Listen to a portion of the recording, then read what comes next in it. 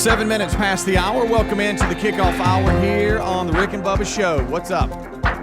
Thank you so much for making us part of your day. Interns Nick and Mackenzie are on the phones at 866 We Be Big, soon to be giving Rick and Bubba intern nicknames that they'll forever be known for. And that's going to change. No longer Nick or Mackenzie. No. So we got that on the table today. A number of guests today. We have Jonathan Evans. He's part of Gridiron's men's conference in Huntsville this year. He'll be joining us late in the show. And General Michael Flynn will be joining us as well a little bit later in the show. It's about 3 hours and a half from now. He'll be joining us on the old Rick and Bubba Show. Rick and Bubba University was recorded, and it is ready to publish Lance Ingram, former intern Firestone. He has got a lot going on, and we've been talking about him this week.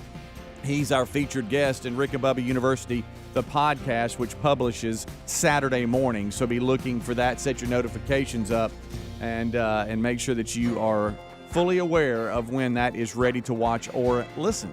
All right, well, let's bring them in. Right over there to my left, it's right through that little window right there. It is one Eddie Van Adler. He's got TV rolling. And to my right, it is Mr. Greg Burgess and Michael Helms. Well, boys, how y'all doing? Y'all good? Everybody good? Yeah.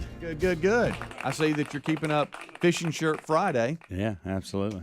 Rocking it, rolling it. Yeah. Fired it up. This is really my least favorite of the bunch. Is it? I got about Okay. 6 now. This is my least favorite, Wow. so I thought I'd wear it today. Okay. You Just mad to, about it? you know, just Bet to, you Academy loves you. they do. Yeah. Yeah. Hey, the guy's back. Between the shirts and the lures, my kids will lose a lure. It happens. Oh, goodness gracious! It Can does. we Man, hung, it happens. I saw a spinnerbait hung up on a fence yesterday. A swim jig in a tree. Hey, that's good. Got to feel what Greg feels every morning. I got to feel that, and that was the drive in Yeah. from about an hour away. And goodness gracious, Greg, it was actually nice for me today because it's only one day. Yeah. And I had me a podcast and a cup of Joe, and it was actually a nice little quiet Right. morning, and I enjoyed it. I actually did. You just don't want to do that But multiple I days. can't imagine doing it for 13 years. Mm-hmm. Every day, every weekday.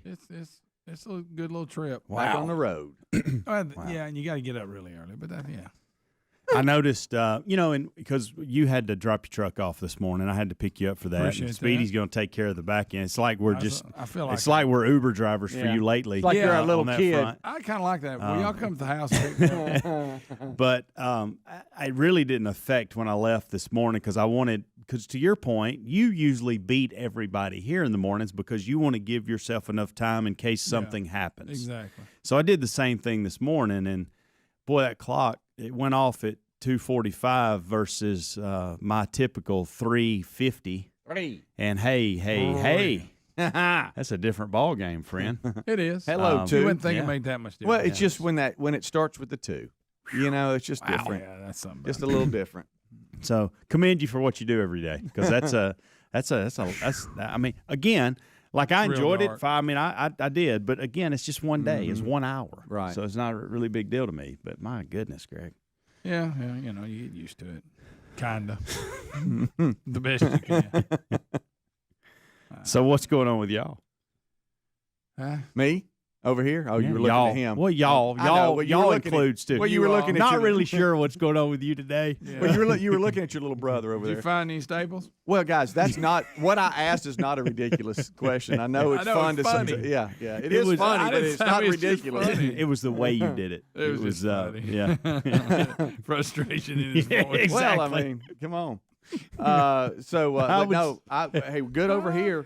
Just a lot happening. And You see, this is why I'm watching him. I want him to get out of what he's doing and watch you. You're just your eyes are on him to where Well, because you he's- can look away. Look. But no, it's good. Just a lot happening at the old Wilburn house, but it is in every family. So we just making it happen. Fired up, ready to go. It's been a Friday. short week. It So has. for a lot of folks, Why some of didn't it feel long? To you me? worked on Monday, Memorial Day. So It is not a short week for you, but for a lot, it is. So today is Friday. Been hard trying to figure out what day it is all week. No, to your point, just a little off on people. You know, I don't even like to bring it up because it is a short week for us, and last week was a short week for us. But on Monday, I had stopped to get gas, and there was a big, huge Coca-Cola truck. And he had pulled up, and he was doing his thing, and I thought it was not a short week for you. No. Like you're still getting after it right now. Drinks have to be delivered. Yeah. So, and that's we're probably just some of the very few that get to do that. Yeah. So very fortunate on that front. So I did not know this, but we celebrate National Donut Day on the first Friday of June every year. Seems like Donut Days. We do. I mean, we hear that a lot. There's got to be multiple donut days. It has to be. Because then always having a little you slide down here and it's National Cheese Day. You know, but Cheese Day. It's National Cheese Day. I'm big on cheese. I don't want cheese on a donut. No. No. How you feel about cheese? I love cheese. The I do too. Wilburn family loves cheese. Cheese. You throw add cheese to anything, it makes it better. Doesn't it though? It does. I mean, Y'all don't eat cheese by yourself, though, do you? Do what now? By itself. I'll cut a log off. yeah, A big square. Yeah, there's nothing better when than I that. was a kid. Big old thick cheese. You see it and you cut you a big chunk of Uh-huh. it. Ooh-wee. You like it? I like that one in that hoop cheese in the store. Mm-hmm. How about cheese? Little square cheese on some Ritz crackers. Oh, yeah. You like that? What about the little packs that are already little squares? Oh yeah. Lando Lakes. I just like cheese. You can buy pre-cut Munster cheese. pre-cut cheese and different cheese. You know my least favorite? American, the little singles. Okay. That's my least favorite cheese. I'll eat it. But it's my go-to with a grilled cheese. If I'm making a grilled cheese, that's what I go it is to. yeah. But it's my least favorite. For that. It is. How y'all on Kraft singles? That's what I'm That's talking what about. we're talking about. But just the singles, just the. It's my least Yeah, favorite. it's Okay. the least favorite. I like the packaging. I see what you're but saying. As I far thought you were as- talking about the little. No, I'm Okay. talking about you're right. The American Kraft singles. Yeah. Which go on. I mean, they're a staple. Yeah. But if you say, Greg, like if I'm gonna make cheese toast, I'm not using it. Okay. Yeah. I'm putting grated on there. A little bit of a step out, which turned to be, it just scared me, just spooked me a little bit. Love cheese. I'm out grilling. I'm on the grill, and Terry, is bringing out different things. Okay, it's time for this, and she had all the cheese, and she brought the cheese out, and I thought, Gouda. I thought, well, she'll bring the Kraft singles. Well, she did not bring the Kraft singles. Really? She stepped out and brought some different. I don't even know what kind it was, but it was not the Kraft singles. It was thicker, and each square was bigger. But it wasn't American cheese. No. It was I'm a cheddar guy. Provolone. I like mild cheddar. pepper jack. There's pepper was- jack. was Oh, pepper there jack goes pepper was jack. one of. Yeah. Oh, But yeah, but I the like pepper but how jack. about the I like slices? just straight up mozzarella. The slices were so big. You can't. It can't be so big that. Wrap the whole thing. Yeah. So you had to cut it in half, and I felt Oh. bad, but I had to cut it in half so each slice. How you feel about Munster? I love that. If I'm saying. Do you know Not what I'll bad. do with mozzarella? The shredded. I'll take a Ritz cracker. To your point, Speedy. I'll put a little mozzarella, and I'll put a jalapeno pepper, and I'll put a dab of Thousand Island. And you can do whatever dressing you want, but that's You went what I pretty want to do. creative Just right a there. little, just a little dab. a lot of work. A little dab would do. Yeah. And if you want to get real creative with it, throw a little bacon bit on it. Oh wow, You are got getting you something. creative. That's a Good good night. little snack. Bacon and cheese together. It's a good Making thing. energy. Wow, I'm hungry now. All right, that's fine. But yeah, no, I just today is actual National Cheese Day, but the first Friday in June they claim is National Donut Listen, Day. that don't even make sense. I know we celebrate the donut today. They say. All righty. I've never had cheese on a donut. No. I don't Would see you it. do that? Would Nah. you, in a dare? Nah. In a Yeah, dare? in a In dare. a dare, yeah, Bubba, sure. Rick and Bubba.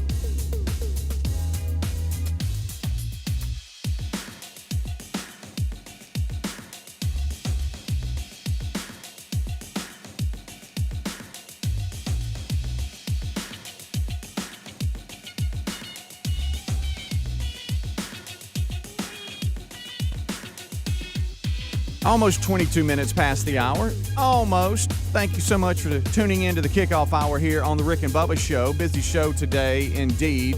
Jonathan Evans going to be one of the featured speakers at Gridiron Men's Conference in Huntsville this year. He'll join us late in the show today. Lieutenant General Michael Flynn will also join us today. He's going to be part of a very special night with the Jefferson County GOP called Saluting Their Service. He'll be their featured speaker. And so we've got General Flynn scheduled for today as well. Wheel of Meat has spun. We know that. That's off the table. It did that. We did that yesterday. Had a lot of fun yesterday with the old Wheel of Meat. Greg on the drums. Everybody loves that. Wheel of Meat. Kidding me? We have a couple of unnamed interns, but they got names. It's Nick and Mackenzie in there. They are here for their second day today, getting show prep ready for the guys as we dial it in. The main show starts right after Staples. Top of the hour. Do what now? Nickname Staples. You still on that? 866 we I be wish big. we could play that video Greg was just playing in the break. I know. Well, there's only one word. I know, Greg. Maybe if we could just. But we still can't play that one maybe word. If we could come out of that before he gets into that, it might be gold. But we have a guy running for mayor in Mobile, Alabama. Well, he's really not. Okay. He got arrested for stealing a vehicle from the fire department. Okay. And when they bring him out in his cuff, he claims he's running for mayor. Okay. All right. He looks at the woman. He goes, "If I had a woman like you, I wouldn't steal nothing." He's something else, isn't he? Yeah. Well, we can't play. A lot of Bank 9 material in it for sure. Yes. Yes. You kidding me? But there's a little language in it. Yeah. So. Yeah. So we I got it right here. I just found it. What's that? It was on my phone. Now I found it. Oh, boy. We're playing it right now. Send it on over here. Huh? Let's see about this. Shoot it over to me here, buddy. We're live. We'll make it work. It's only one part you got to watch. It's when they put his buddy in the car with him. Yeah. He ain't do. Well, maybe we can pull it down. Before that we get to that. Here it comes. Is it coming over? Yeah. Oh goodness. I don't know. I got to figure out how to do that. What? You don't know how? Hang on. You too blocked? We'll move on to do it next segment. Part of me just wants to do it right now, but okay, let's go. Well, let's do it. He's trying to figure out how to email the story. I know. It looks like he's looking into the sun right now, and it's his laptop. There it went. You see him? Look at him. All right, I'm looking for it. Ooh. Good night. That's like me looking I up did in the too. hockey game. This guy got hammered. Mm-hmm. My gracious, All right, what a hit. Oh, wow. All right. Wow. Okay, so it's a YouTube. Yeah, you can go right to the point where they put his friend in the car. Okay. All Greg, are you sure? Because I thought there was something before that. That's true. We better wait. That's what I'm saying. I may have missed it. Huh? I think may there have was missed before that. Was there something before that? I didn't hear anything before I that. don't think so either. Okay. Well, you got a delay. I want to. I don't know. Did you? I You don't. got a I don't- delay. Here's the thing. I don't really remember. I know what he's talking about, but there may have been something else prior to it. The audio. I just don't want to. Huh? We got Jeffrey McCants. Yeah. He's accused of stealing a vehicle From our home state of Alabama. from the Which makes it even better from for the me. Pritchard Fire Station. Yeah. And they're bringing him out in cuffs. You got, it looks to me, deputies on each side. Oh, yeah. And I guess there's TV there, and here he comes. Oh, boy, be careful. Now I'm See, scared. I know. Now Helmsley's got me scared to death over there. I think it's okay right up till he puts his buddy in the I car. think so. I need when your they vote. ask that guy, did you steal it? Do you need to stop? Because then he. All right. Well, I'm probably gonna come down before that. Hello, my name's Jeff McCann. I'm running for mayor of Mobile, Alabama, baby. Hey, I ain't sending my makeup. I'm still gonna run, man. I'm running for the mayor. I promise you. Why did you take the vehicle? Man, if I had a woman like you, I wouldn't even took it. Come on. That's my favorite That woman line like you, I of wouldn't the even whole thing right there. Scared to death over here. So what happens after this? You remember? I don't know. Do I stop it? Nah. let it go. Craig, you can't just say He nah. says, I will say All right, this. well, you want to wait till next Because break. he starts talking about how he's going to steal a police car when he gets out. Yeah, when he gets out, he's going to steal a police car. So go with it. But no, because I don't know when he. When did He you walks think out he and said announces something? he's running for mayor. Yeah. Did first. you think he had already said something? No, no, Okay, no. you I know think he's coming. we're getting close. I will say this: if he hasn't said something between now and then, that is amazing. Yeah. It really yeah. is. Mhm. So I thought. God told me to. And guess what? God helped me do everything. I steal everything, man. I steal your heart, baby. That right there. Steal your heart, baby. All right. Like, so now that I know from the beginning to that is okay, now I think I'm going to play it in its entirety because I'm over here scared to death. All right, here it is. Hello, my name's Jeff McCann. I'm running from mayor of Mobile, Alabama, baby. Hey, I ain't saying I'm going to make it, but I'm still going to run, man. I'm running for the mayor, I promise you. Why did you take the vehicle? Man, if I had a woman like you, I wouldn't even took it. Come on, Jeff. But I took it because God told me to. And guess what? God helped me do everything. I steal everything, man. I steal your heart, baby. Now, understand. You hear the police would go, come on, Jeffrey. Yeah, but when he said, come on, Jeffrey, he's smiling. I mean, because I think he even thought that was funny. I'm sorry. I steal your heart, baby. Are y'all good with that? I don't want I to say continue, let's right? go a little further. Really? You shaking hands with danger. I'm scared to death over here. All right, never mind. That's good enough. Adler, we don't have a delay on YouTube, do we? Is it gonna? Is it? I will Well, say there's that two people watching. Adler's scared. I mean, come on. What happens next? I will can't remember. say this. What happens They next? put him in the car. Then they go to the other guy that's arrested too, and they ask him if he stole it. And then That's when Jeffrey claims that he didn't steal Okay. blank. Yeah. I did it. Okay. I stole everything. Okay. And So, I think after were you scared up to this point, or do you think it happens after this? Now No, we're it shaking happened- hands with danger, no doubt. yeah, But- yeah. Oh, it's such a good place to stop. He's though. all It was. he's all over I'll see when your it heart, baby. happens. I just thought it was quicker than it happens. Does that make sense? Yeah. There's 500 people watching, Greg. Okay. Oh, really? Dang, there's 500 people up this time of day. Okay. I had to do it because God helped me do everything. Good and bad, man. He helped me to get away from the police. What? Help me get away from the police. Yeah, at one point he As he's claims getting in. when he gets out, he's going to steal a police car. He said. Oh, really? Yeah. Keep in mind, and I don't even know if he I'm just stopping said it there. I'm But he says God helps him do everything, good and bad. He helps me get away from the police. Well, not this time. Yeah, That's what he this time. says? That's what he says. Oh, well, I need to get that then.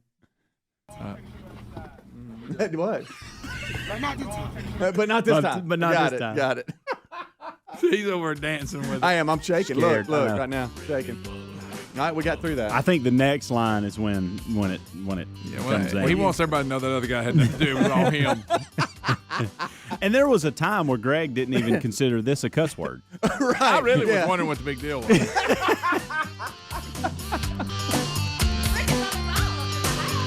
Rick and Bubba, Rick and Bubba.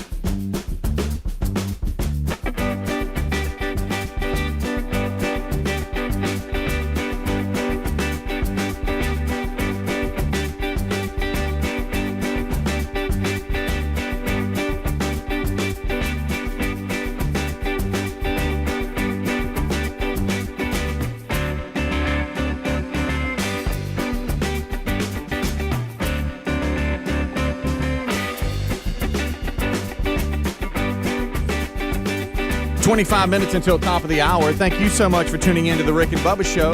It's the kickoff hour. 25 minutes till top of the hour, and Rick and Bubba join us in about 30 minutes from right now.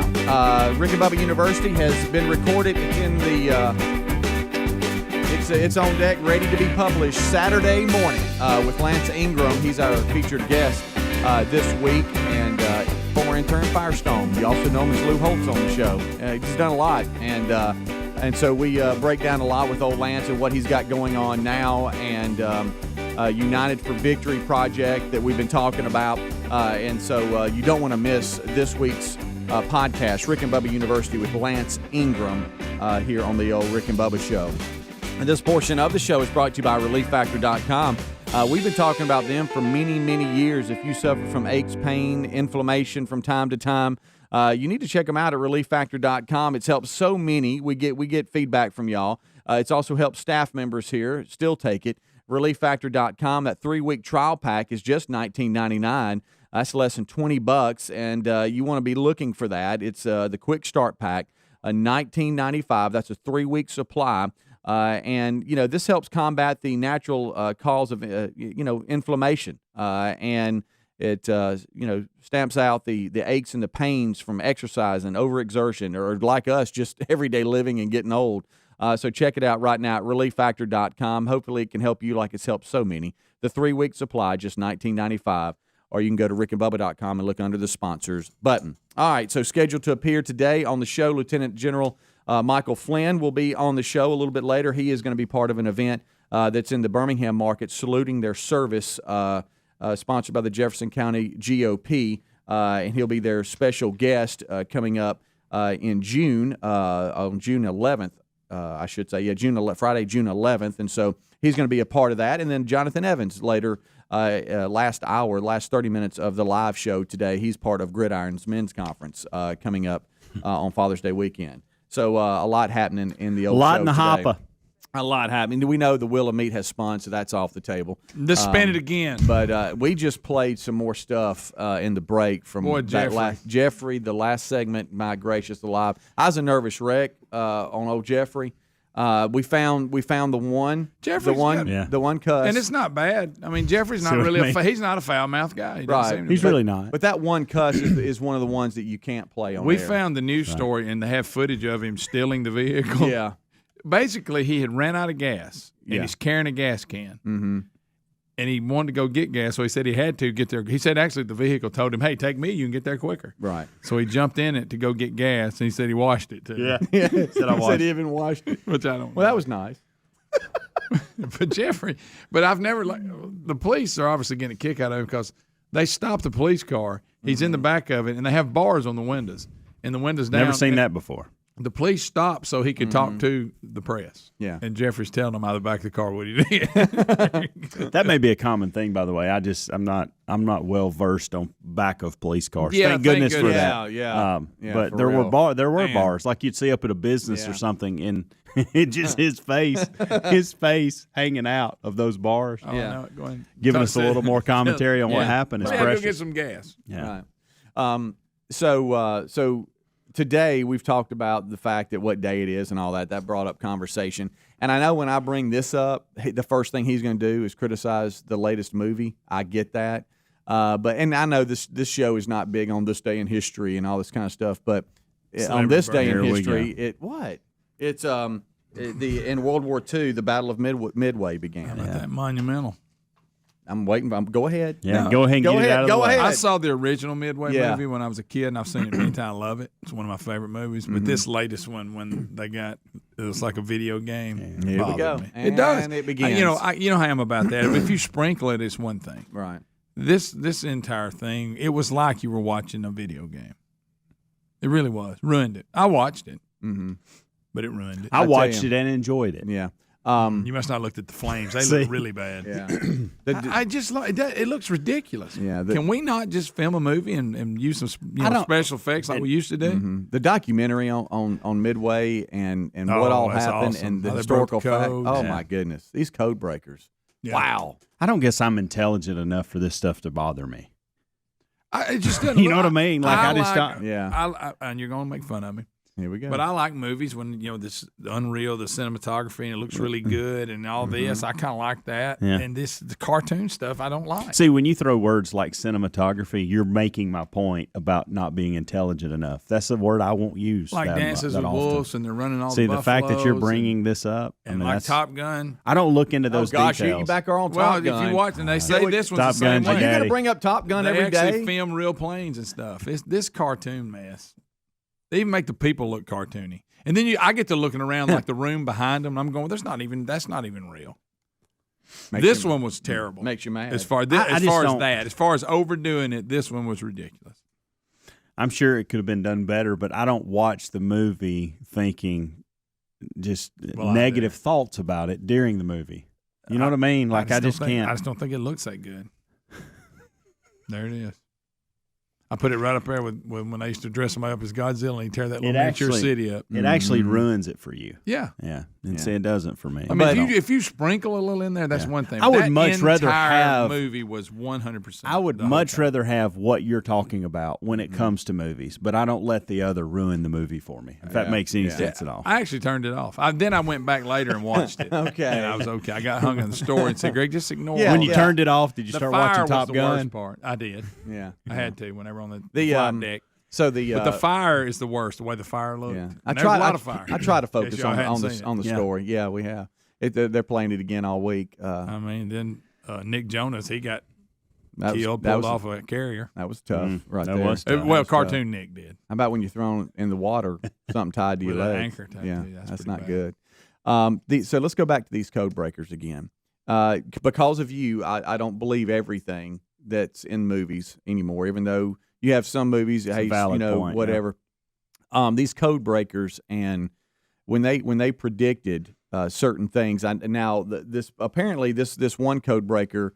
He predicted Pearl Harbor because when he comes running in, one of them goes, "There he is. You predicted this," and he's like, "I don't want to be right. I'm not enjoying this." Right. You know. Right. And then the other on the whole Midway thing, he predicted, okay, the planes are going to be coming this way at this certain time, and he was off like by 15 minutes. And of course, I don't know if it happened exactly like that because of you, Greg. And I'm very critical of every movie now. When it used to be, I just would sit there and enjoy it. Well, see, I got last night, same thing happened on that subject. I'm not veering from the Midway thing, but just real quick, I got hung up in Moneyball, which is a great movie. Boy, that movie. it Then It's a top 10 for me. All I can do is think of things that didn't happen. But You've ruined Okay. several parts of that for Yeah. me. Thanks, buddy. I haven't researched it because they'll tell you. Mm-hmm. It's because I don't want to know. What is it about? What are some things that I don't stand out think to you he in that probably movie? asked him what round they would have I took knew him you in. were going there. That And the probably phone did. call certainly didn't happen in the middle of the night. And he probably didn't make him fire Pena. You don't think so? Probably not. See? Do you think they made them in Oakland pay for the drinks? See, now that may be true. That's why I'm asking. I feel like that's I'm wanting to know where you're at on I feel stuff like like that's that. true. I do too. Yeah. Of course, I'll buy into anything when it comes to a movie. Yeah. When it comes to stuff like that. I don't know if To the Speed's if the point, you scouts ruined really stuff. got mad. But Yeah. I mean, you know what? Let's put You it would this think way. they would. Let's put it this way. I knew when it came to movies that directors, they got to do certain things, and I knew that every thing I was seeing and hearing probably wasn't exactly the way it happened, because they had to have artistic freedom on trying to paint the picture. But I didn't break it down the way he does and go, well, that I know that didn't happen and this, that, because now, like with Blindside, before Blindside, I just watched Blindside, and I knew that certain things probably didn't happen, Yes. but he breaks it down to the point where I can't watch it All anymore. right, so and I'm staying Thanks, on Moneyball Greg. because I know more details about that. So, Here do I you go. think? I Do you pulled it think? up. Do you think Hatterberg was as yeah. incompetent at first base as he showed to be at the start of that? Yeah, I don't know. I mean, this is the big leagues. And I know, and I would like to talk to Hattie, the real life Hattie, and go, hey, did you have that struggle at first base that they had portrayed you having? The other thing was, do you think Billy Beane was so self conscious about being in that stadium during the game? Yeah, was that really the case? And he would drive off at these, doing these wheelies out in these shipyards, and I mean, does that really happen? See, in my mind, it does. Right. We won't even Of course, get to this doesn't matter. we don't here. get to the movie Things Rudy. like this don't bother me, but the Jonah Hill character, his name really wasn't Peter Brandon live. I know. Legal reasons, they had to use it different. And he didn't go to the school that he said he went to. Yeah. There it is. Are you happy? And they said in the real Which I'm one, good with the that. real one was more self assured than his portrayal of him. Yeah, I think the real one did not like the portrayal of him. And he actually joined the team sooner than they said.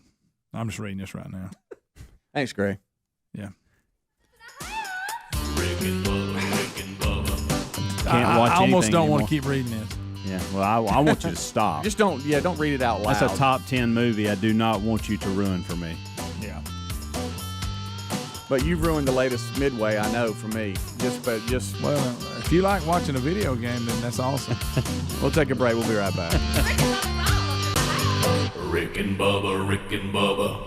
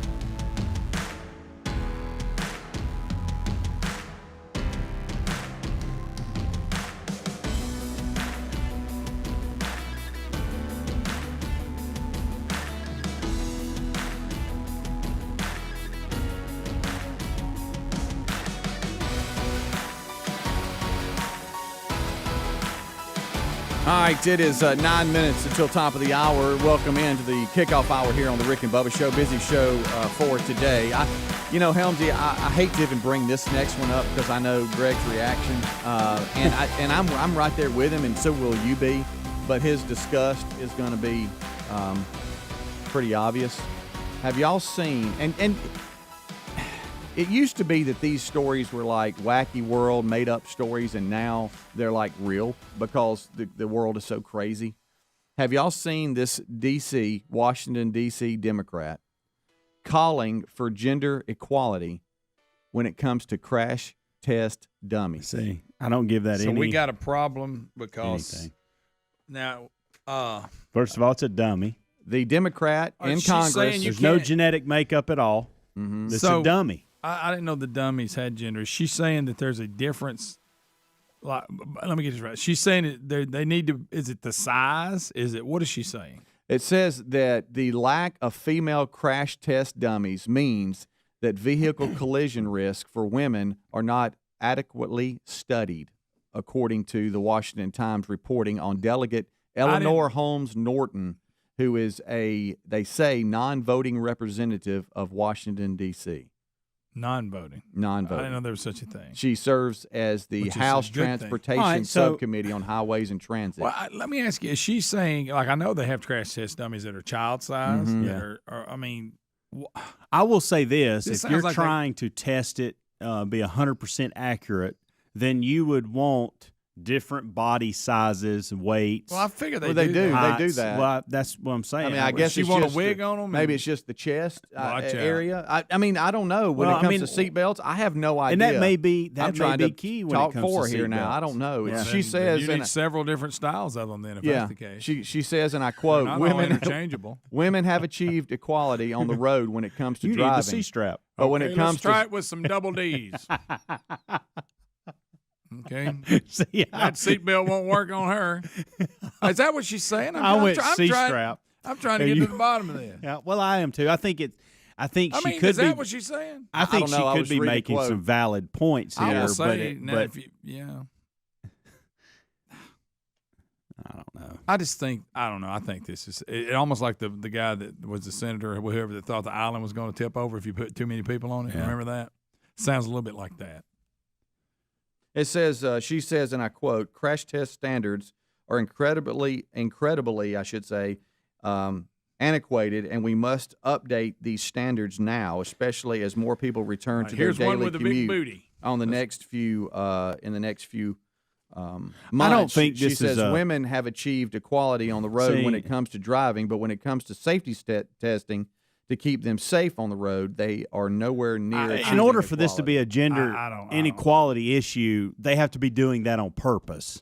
I don't think they're doing that I on didn't purpose. think that crash test dummies had a gender. I thought they were Well, just sitting I in think there. you can study and it work for everyone. from Yeah. that, I think. Obviously, you want to based off didn't- different sizes for kids and car seats and all that. I get all that. Well, I but, thought they would use different heights. And but different, there's nobody at these manufacturers doing these tests at these test sites going, I tell you what, we ain't bringing any dang women in here to test. Well, let me ask you this: We're not putting a woman dummy in here. Do you think This that is it's for putting- men and men only. Do you think that Nobody's doing that. this is putting women at more risk?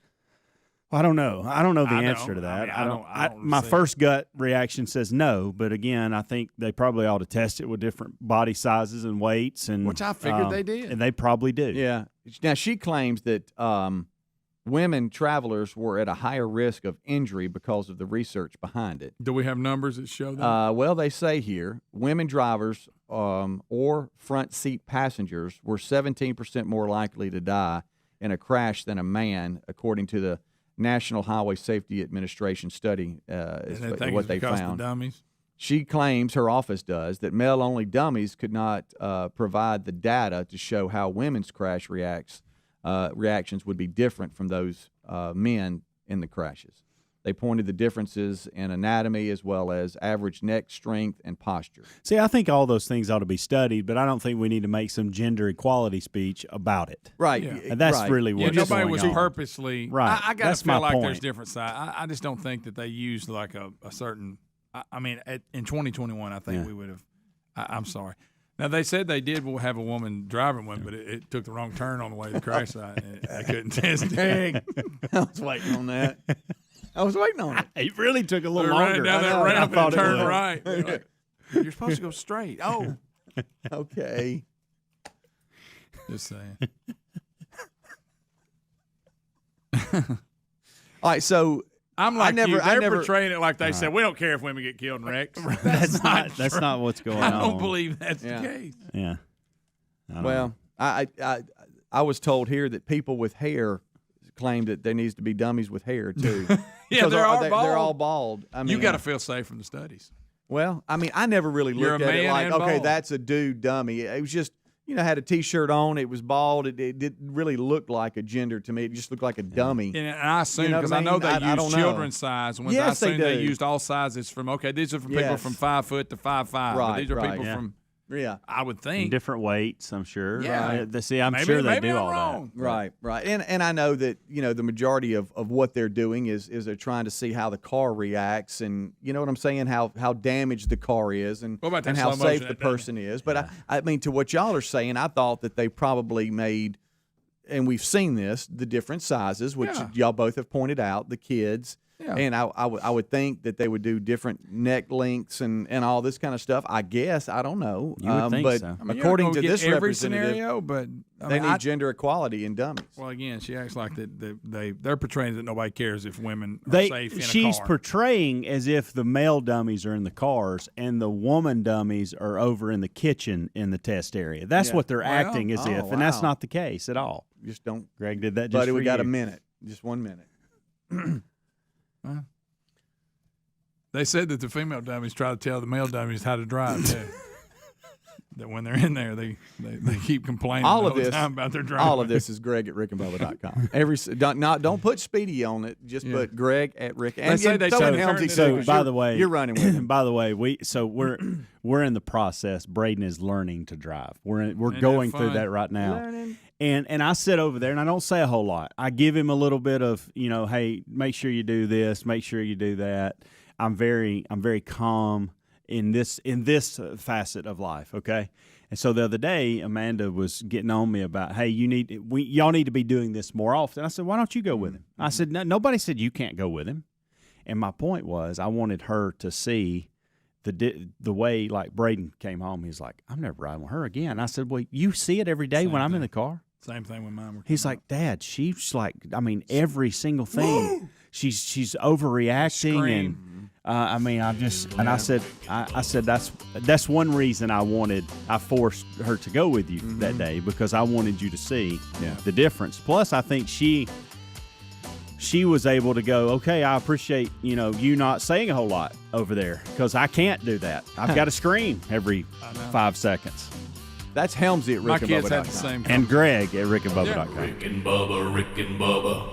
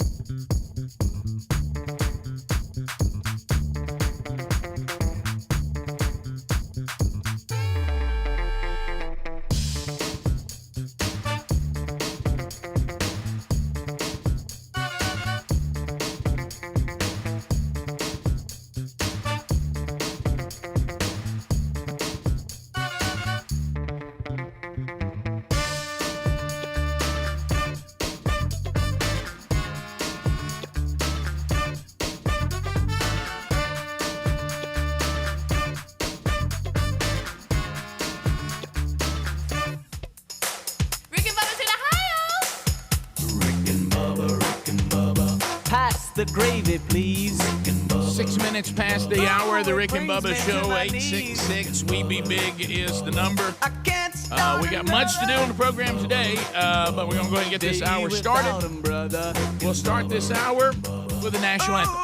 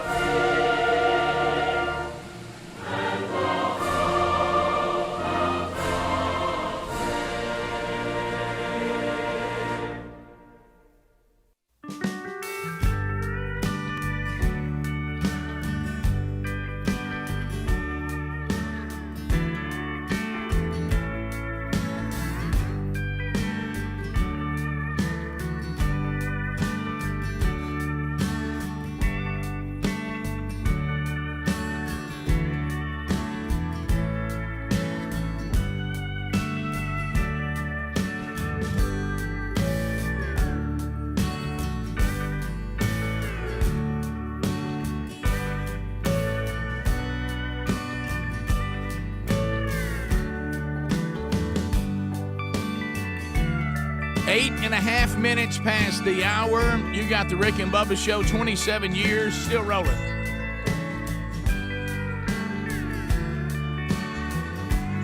Much to do on another day of Rick and Bubba. Guests today. We do have guests on the program today. From time to time, you'll hear us interview a guest on the big show.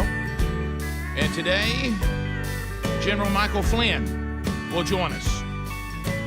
He ain't got much to talk about so we'll talk about General Flynn and talk to him on the program today. Author and speaker Jonathan Evans. He's part of the Gridiron Men's Conference coming up in a couple of weeks. Propes Arena in Huntsville. Speaks all over the country. Has written a brand new book, and we'll talk to Jonathan Evans about that later in the program today. Your phone calls will come in at 866-WE-BE-BIG. We'll break down the stories of the day. We'll check on what's happening in the lives of the dudes. We might name an intern today since we got the same two back that we had yesterday.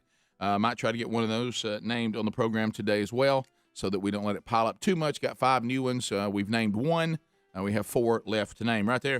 Look right there. There he is, the pride of Cedar Springs, Alabama. Most of you probably know him best as the Silver Tongue One, the man with a golden voice, professional lunch eaters man of the year, the inventor of pizza and a cup, Shakespeare's worst nightmare, and the master of the King's English. Ladies and gentlemen, put your hands together for Bill Bubba Bussey!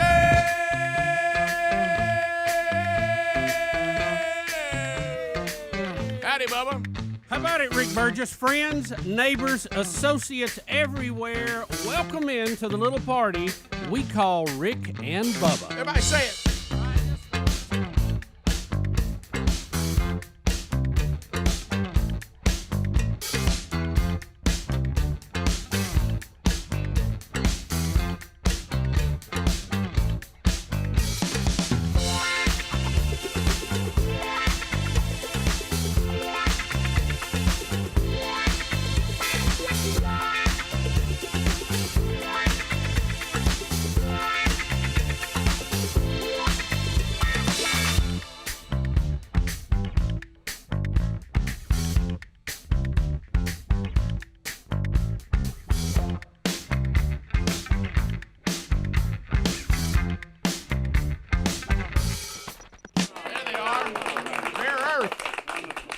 What's Rare Earth doing today?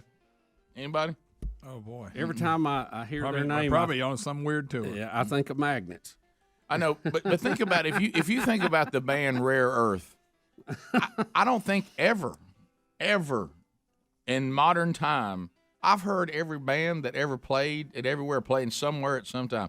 I have not heard one person say coming up this weekend at Riverfest, Rare Earth. No, you don't hear it much. You don't. Which leads to the question: what are they doing? Did they go? And what about Jay Ferguson? Around? Did we ever figure out what he was doing? Yeah, we did. We did a whole in-depth look at Jay Ferguson. You don't hear Jay Ferguson either. No, well, he'd be perfect for a Riverfest. What if we had Jay Ferguson and Rare Earth along with Steppenwolf? You know, because you'll hear Steppenwolf. That'd be a good one. Yeah, you know what I mean. Those kind of festivals. Oh yeah. How come Rare Earth's never at a festival? I don't know. I mean, hey, at the so and so theater in downtown, Rare Earth. You don't hear that. No. And just about everybody's done some sort of. They'll get out there and get on the road. Oh yeah, Where you'll is find Rare bands Earth? that don't have any members in it, but they're still going by. Right. You know what a rare earth magnet is? I don't. It's like one that's really strong for its size. I mean, it's Maybe like that's it's a where they little got bitty it. one, and you think it's going to be a refrigerator magnet, and it pins you to the wall. Well, let me ask you this: That kind of thing. Do you think it's possible that that's why they call themselves that? It may be. I don't know. Makes sense. I don't know. Yeah. So It's a good question. We need to Google that maybe. Did you remember the other song that we know them for? And it's a yes, cover. It's a cover. what is it? Twiddly dee and twiddly down. Yeah, and they had another. Yeah, Look out, baby, 'cause here I come. Get ready, get ready. Yeah, and I know. I mean, that's a cover from Temptations, but and there was another one. I can't think of the other one. Gary. What are you talking about? There's another one. I thought there was. Maybe that was what I was thinking of. Yeah, that's it. But anyway, so we will we'll unpack today. How about we're going to have Michael Flynn on today? How about that? Lieutenant General Michael Flynn, who has been quite the newsmaker for the past 3 or 4 years, and is in the news again, based on the speech he gave, I think, over this past weekend. Right, so right. we'll ask him about that and find out what it was like to be prosecuted by the United States of America. I bet that was fun. Yeah.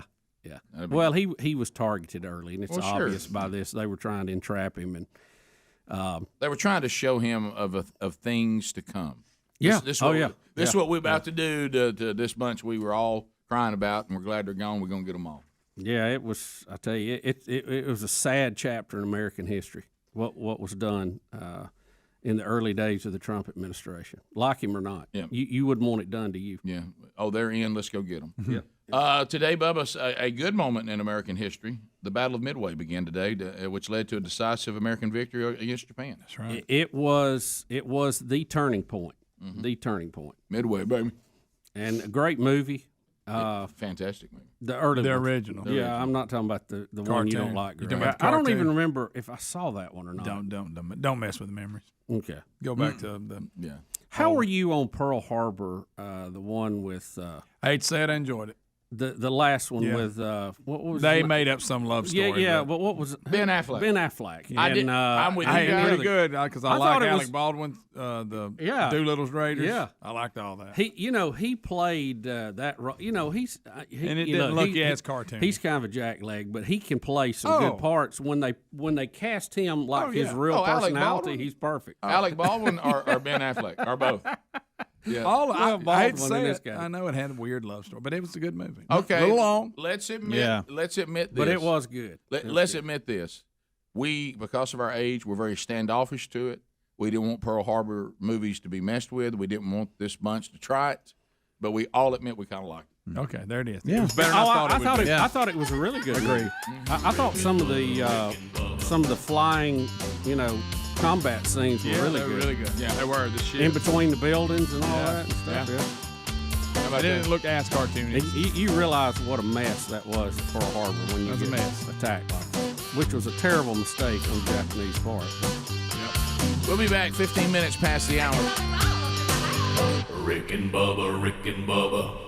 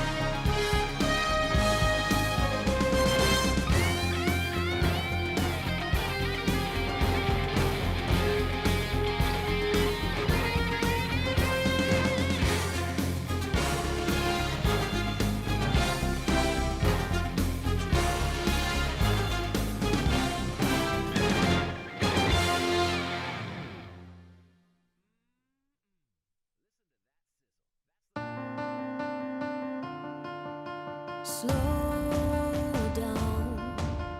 I need more time to figure out.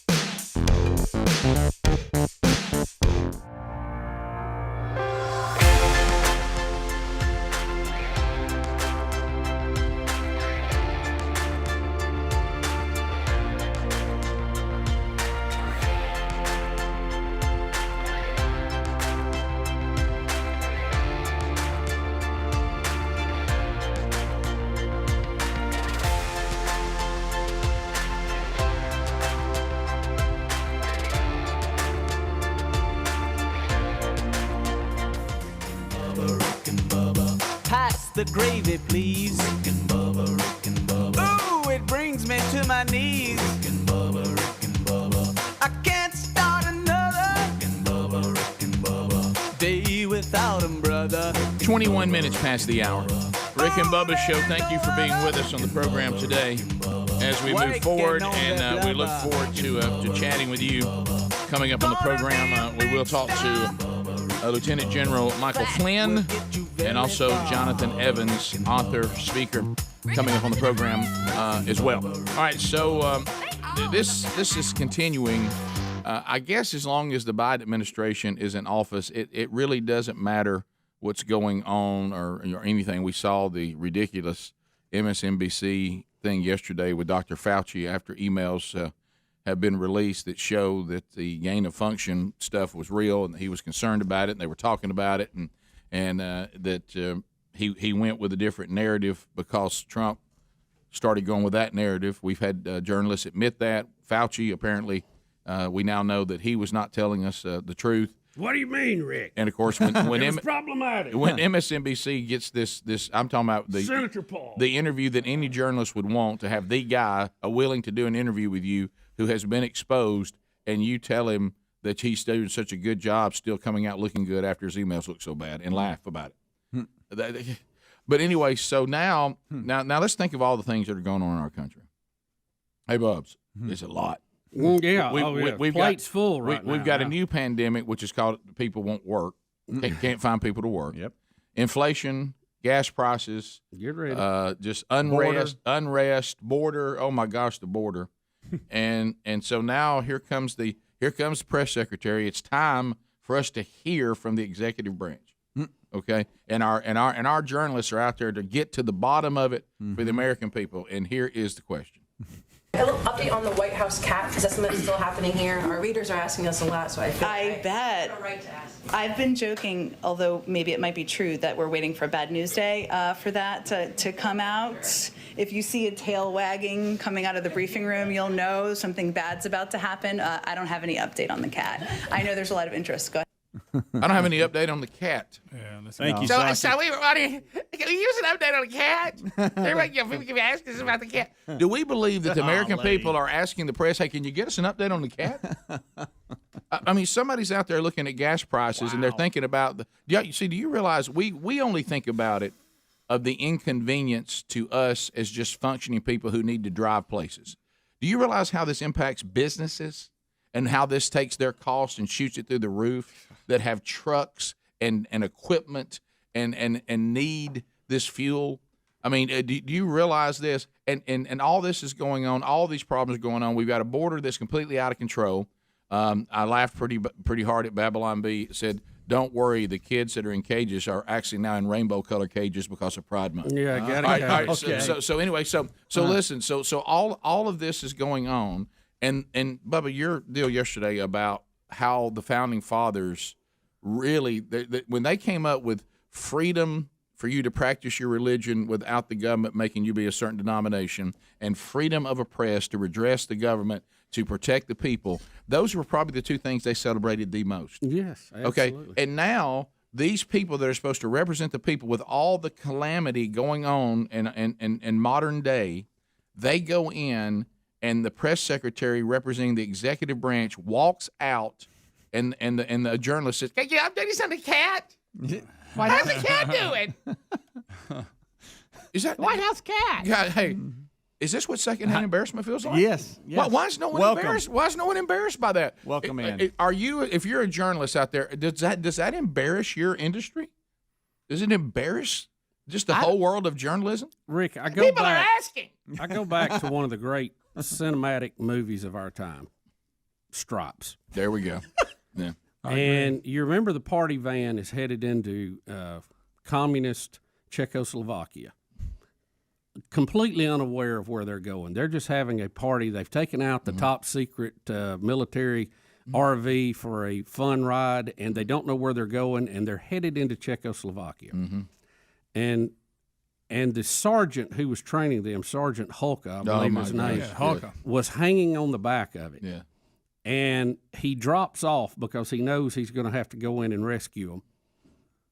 I feel like Sergeant Hulka. Yeah. You know, the whole party, Right. the whole big, everybody's having a great time, and they're headed into communist Czechoslovakia, where they're going to be stopped and put in jail.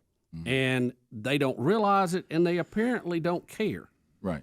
I want you to imagine if you are the press secretary right now, and yesterday the Fauci emails got out. Yeah. Look, this I can picture myself in there. All right, guys, let's get together. You realize what we have here, right? Let me break it down for everybody here that works in the office of the press secretary. I'm about to have to go out here and face a press. Thank you, Adler. Listen to this. Listen, I'm about to go here and face a press. Yesterday, the American people, if they were paying attention, were told that their tax dollars were used to fund research that caused an outbreak that killed hundreds of thousands of their own people. And you walk out and go, hey, anybody got some ideas? Here I go. Gosh, first question. Yes, in the back. Can you tell us about the cat? Everybody's asking us about the cat. So nobody's asking the press about that my tax dollars were used to kill my own people? Wow. Can you tell us about the cat? What kind of idiot is this? I mean, how about this? That question and the times we're in, and I'm mad at myself. I'm surprised by that question. I didn't think somebody would ask something that stupid. Yeah. I mean, the thing with Fauci yesterday, that was bad, and I thought, we can't get any worse than that. And it did. It does get worse than that. I'm about to share some of it with you too. Bubba, don't. You're gonna be. You can't believe what's going on in some of the levels of our government. All right, now you got 2.5 minutes, but you want to come back? Yeah, let's come back. Yeah. The Wuhan cover-up. Oh yeah. Well, sure. Yeah, to set that up, then Fauci has a book, or had a book. Expect the Unexpected: 10 Lessons on Truth, Service, and the Way Forward. Now, does anybody consider Amazon and Barnes and Noble to be bastions of conservatism? Say, they have pulled his book after what came out yesterday. Wow. And, of course, they pulled it, huh? Yeah. Hey, now Rand Paul. Oh. Let me tell you, he's running. Fauci is on the ground. And if you want to penalize Rand Paul for unnecessary roughness, because let me tell you something, he is spearing into the pile. Oh, yeah. Every time something like this comes up, he's got a little something to Targeting. say. Yep. So targeting. Yeah. They're saying it was prematurely posted for pre-sale. And he says, I don't know. He said, I'll tell you one. He said, one thing, I think they should just publish it. And anyway, he said, because I love science fiction. He is on them big time. See, they're trying to cover. We didn't pull it because we think he's lost credibility. It shouldn't be up there for pre-sale yet. Yeah. And then Rand Paul's like, I tell you, just put it under science fiction, it'll be fine. Look, here's the deal: Democrat, Republican, liberal, conservative, doesn't matter. Fauci, who, based on his position in the government, has a lot of questions he needs to answer based on what his private email said. There was over 800 of them, by the way, made public, versus what he testified under oath in Congress. He needs to answer for that and clarify that. I want you to look at the picture on the cover of his book. Mm-hmm. Wow. Well, here's the thing. I would say if you're gonna pen a big book about the pandemic, I'd wait a little bit. Yeah. I think some of y'all may be rushing the press with this. And I'm quoting Andrew Cuomo on that. Yeah, really. That's 2 dandy books. You got out there a little quick, didn't he? Wow. All right, so you're going to make us feel even worse about this situation? Yeah, I mean, this is what's going on behind the scenes. Can you update me on the cat? No, I can't. Rick and Bubba, Rick and Bubba.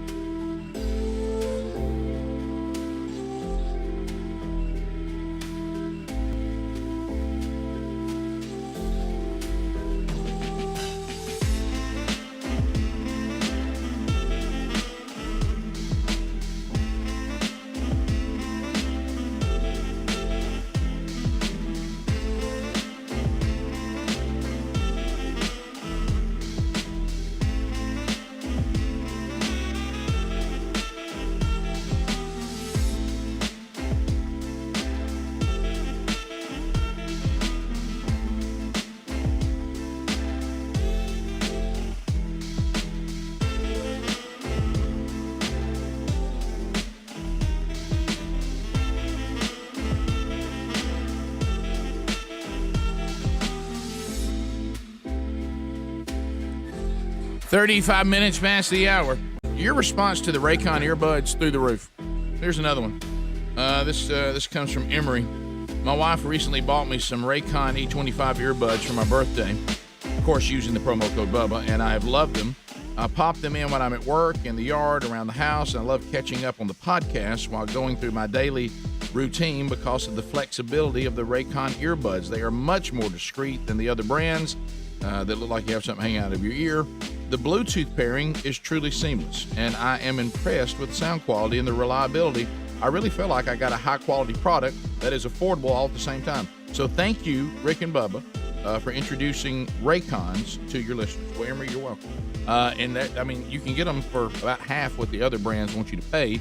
You're not losing any quality, and because of the promo code that Emery and others have used, Raycon.com/Bubba, another 15% off just because you're part of this show. You can find that link also by going to rickandbubba.com. See it right there under the sponsors. All right, so Bubba, you said you were going to take this Fauci thing and make us feel even worse about it. The Wuhan cover-up is coming unstitched right now. Mm-hmm. Okay, couple of stories today and a couple of names you need to make note of. Thomas DiNanno, D-I-N-A-N-N-O. He is the former acting assistant secretary for the State Department's Bureau of Arms Control, Verification, and Compliance. He raised concern in a memo that was reported this week. Nano wrote that staff from two different bureaus in the State Department, his own, and the Bureau of International Security and Non-Proliferation warned leaders not to pursue an investigation into the origin of COVID-19 because it would open a can of worms if it continued. In one State Department meeting, officials say colleagues explicitly told them not to explore the Wuhan Institute of Virology, WIV, gain-of-function research because it would bring unwelcome attention to U.S. taxpayer funds that were supporting work in the lab. Okay? Again, gain-of-function.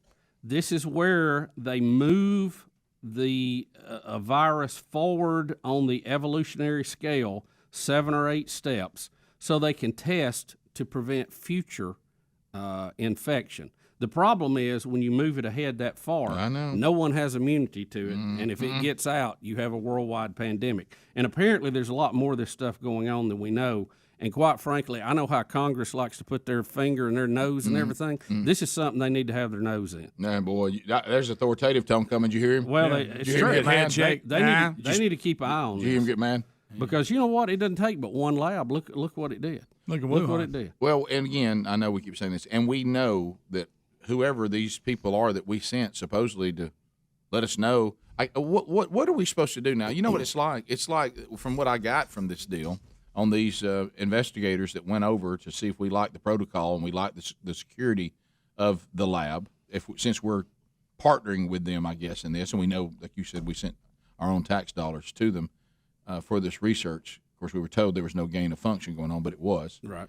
So, I mean, it seems like, let's say my job is to go to your business and say, and let you know whether I think that you are more exposed to some sort of break-in, okay, than you should be.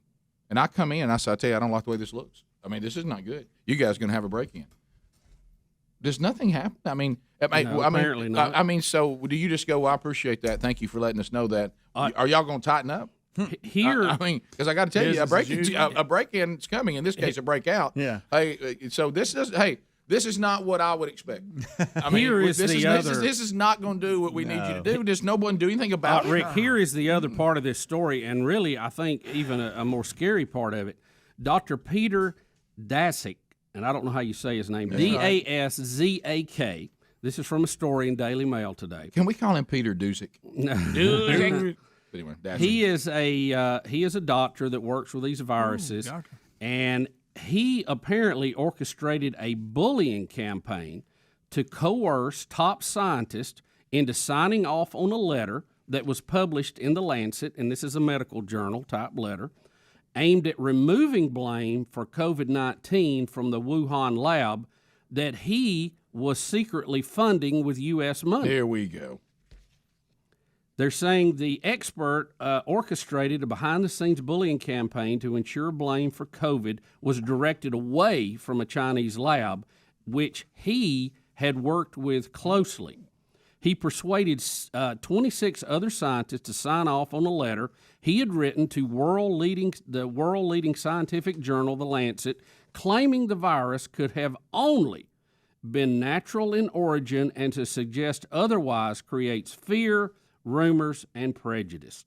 Now he's the one that was in one of the emails that they got from Fauci, where he basically thanked Fauci for his narrative of anything saying that this was a Wuhan leak out of the lab was a conspiracy theory and all this kind of stuff. He thanked Fauci for that, said that he's helped a lot, and Fauci replied, "Thank you for your kind words," or whatever. So, the reason why I did that, Speedy, this is Dr. Fauci, I did it because if we talked about a narrative with the Wuhan lab, it'd be problematic.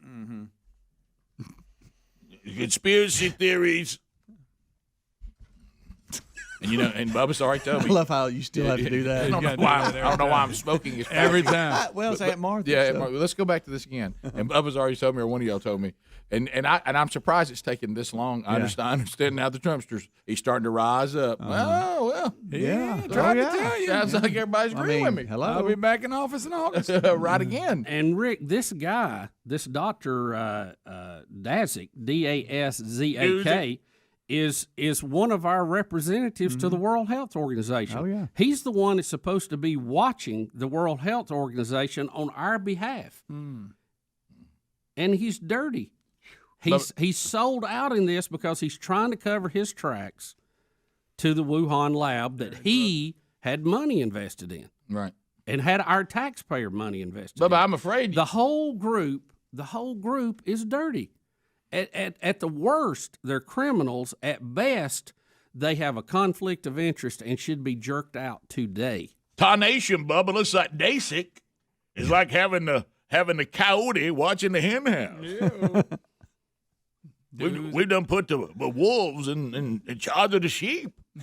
Now get this. There's a guy who is commenting on this, Jamie Metzl, who sits on the World Health World Health Organization's Advisory Committee, and is a former Bill Clinton staffer. Okay, boy. He's a Bill Clinton staffer. Way off in it now. He said that Daszak's letter was a form of thuggery.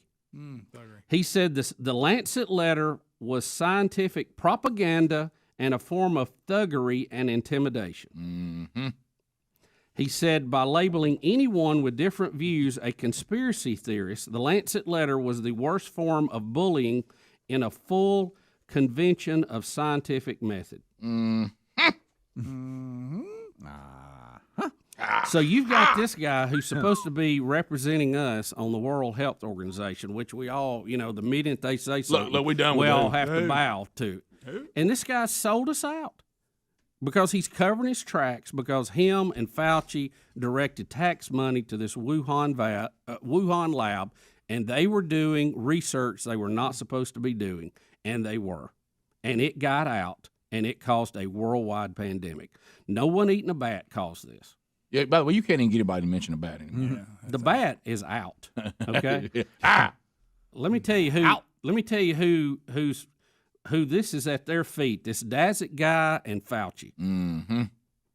Fauci's up to it and his up to his neck.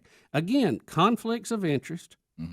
He's tied into the patent on all this Moderna vaccine and all this stuff. Yeah. I mean, Rick, it's.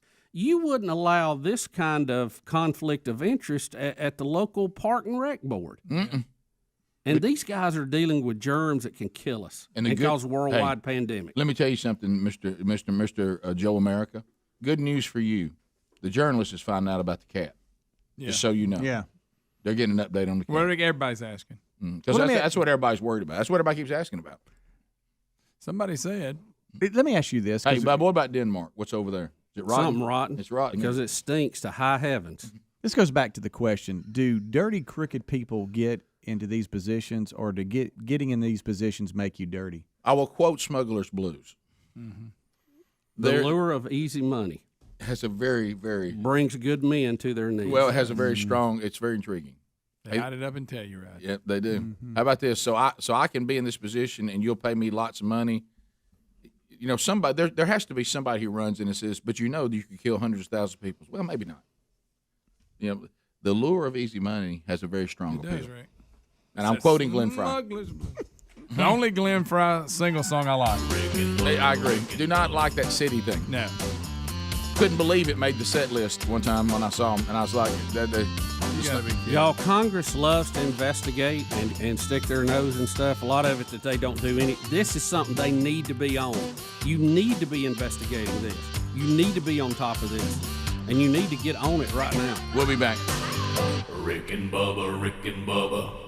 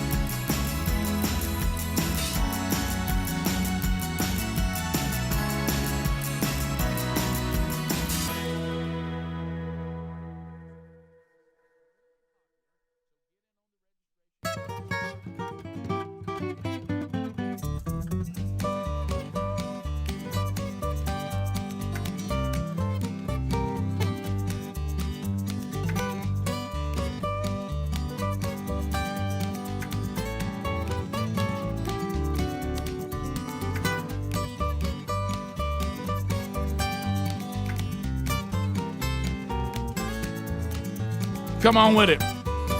9 minutes to the top of the hour. Rick and Bubba Show. Thank you for being with us. Rick and Bubba University, the podcast. It will be available tomorrow. And if you catch the podcast, RBU, Rick and Bubba University, the podcast, we have a new guest this weekend, Lance Ingram. Who's Lance Ingram? Well, he was a former intern Firestone. We'll talk about, does anybody remember where the nickname Firestone came from? He went on to be better known to you, the Rick and Bubba audience, as Dr. Lou. We discussed the process of how that happened. And by the way, I did not know where the wig that he wears came from. He tells us this weekend. And then we end the podcast talking about the new, and Bubba and I mentioned this already on the show, and Bubba and I are honored to be part of it, the 42-day devotion that he just put out, 42 different men, 42 different topics, 42 different devotionals. Bubba and I are 2 of the 42. There's 40 other men from all walks of life, and you would recognize a lot of those names. Some of the names you may not recognize first off, but when you see the platforms that they've been given, you'll benefit from it. So there is a pre-order of that going on if you want an autographed copy by going to warriorunited.com/Bubba, and you'll hear all about that in Rick and Bubba University, the podcast coming up this weekend. Bubba, coming up, speaking of, because it sure did seem like that our government was more than willing to go after General Michael Flynn. Maybe we could take that same fervor and go after Fauci. And what's this guy's name? Dasick. Dasick. Mm-hmm. Dirty Dasick. Bubba and I were talking. Bubba and I were talking about in the break. Do you know why? Because this is the first thing I thought of, and Bubba, I guess you'd been thinking of this too. I'm like, why in the world do we take $600,000? And who knows how much it really is, but we know it's at least that. Why do we get in bed with China to do gain of function research in a Chinese lab? Why would we even do that? I mean, I understand why I'm going to take a stab in the dark here, Rick, why they do it there, because it's illegal to do here, because it's so dangerous. Bingo. See, if you want to go do things that just take the risk factor to the people in a country, you got to go to a tyrannical communist government to do it, because they're the only ones who will allow something like that. Right. You try to do something like that here in a constitutional republic, and the people will scream, "What are you doing? We don't want that here." And so you know what you do? You go to a country that the government can do whatever they want, and you do it there. Now, I'll tell you one thing you might want to check on is whether they're secure or not. We got people protesting rendering plants here just because they stink. How about that? That's a good point. So we sure do. It's really signs everywhere. You don't need to bring that up, Greg. That's a touchy subject. To the average American, it's just mind-boggling how this could take place. Yeah. And we see it unraveling. The more proof is going to come out, but it looks like we're headed down this line. And it's just mind-boggling that this was allowed to happen, and it looks like it was probably the cause of this worldwide pandemic, which ain't over yet, by the way. Nope. Can you update me on the cat, though? How's the cat? White House cat. So can you give us an update? People are asking. Everybody. We'd like to update on the cat, and can we kiss Mr. Fauci? He probably climbed a tree somewhere. Mickey Mouse is in here. I don't know. Mickey Mouse is doing that. Suddenly. We wouldn't allow this at Disney World. I'll tell you that crap. No, you shouldn't. Wouldn't be any research on moving things forward, gain of function. That sounds like something Goofy would do. Why'd you say that, Mickey? Oh my goodness. So, well, I want you to look into your little Bubba crystal ball, okay? Do you really think? I don't know. I guess I want to be optimistic. I don't like being pessimistic. I really don't. Right. It's no fun. And nobody likes to be an Eeyore, Greg. But anyway, so do you think we're going to hold Fauci accountable for this? Speedy, no. I see Speedy's bald head shaking left to right. Not going to happen. No, Hounds chiming in. Absolutely not. Stopping the breakfast order. Why would we start now? Why would we start with this? I know. It's pretty dangerous, so Hounds. Yeah. Well, pretty bad. Hey, there's been some bad No, things you're going right. over the past. I mean, you look at the Clintons alone and go. Really, what we needed for somebody to be held accountable is it needed to be someone that was tied to Trump or any conservative that did the same thing in a Wuhan lab in a communist country that something got out and killed now around the world millions of people. So really the fact that it's tied to the beloved party of the press, nothing's going to happen. No. What they'll do is they'll drag it out, and then the American people, in their mind, they'll go, well, let's go on to move on to something else. So they're just trying to drag it out a little bit. Well, you got media asking about the White House cat, Rick. That'll tell you what's So gonna what happen. you're talking about the American people that we right now, our fellow citizens, they'll go, that sounds pretty bad, But I mean, aren't the Kardashians in their final season? Yeah. Okay. Rick, Piers Morgan, who is no conservative, okay, he says on his program, if COVID-19 did leak from a Wuhan lab, then Trump was right. China needs to be severely punished for mass manslaughter, and Dr. Fauci's reputation is destroyed. Well, Piers Morgan, I will have to give him credit because I've heard him say some things that I disagree with, but I've also heard him say things that I agree with. So I think I will give him credit for this. He does appear to actually say what he really thinks is right, because some people don't do that. They only say things that fit their narrative. Yeah. And it seems like that he'll call, a spade a spade. Yeah.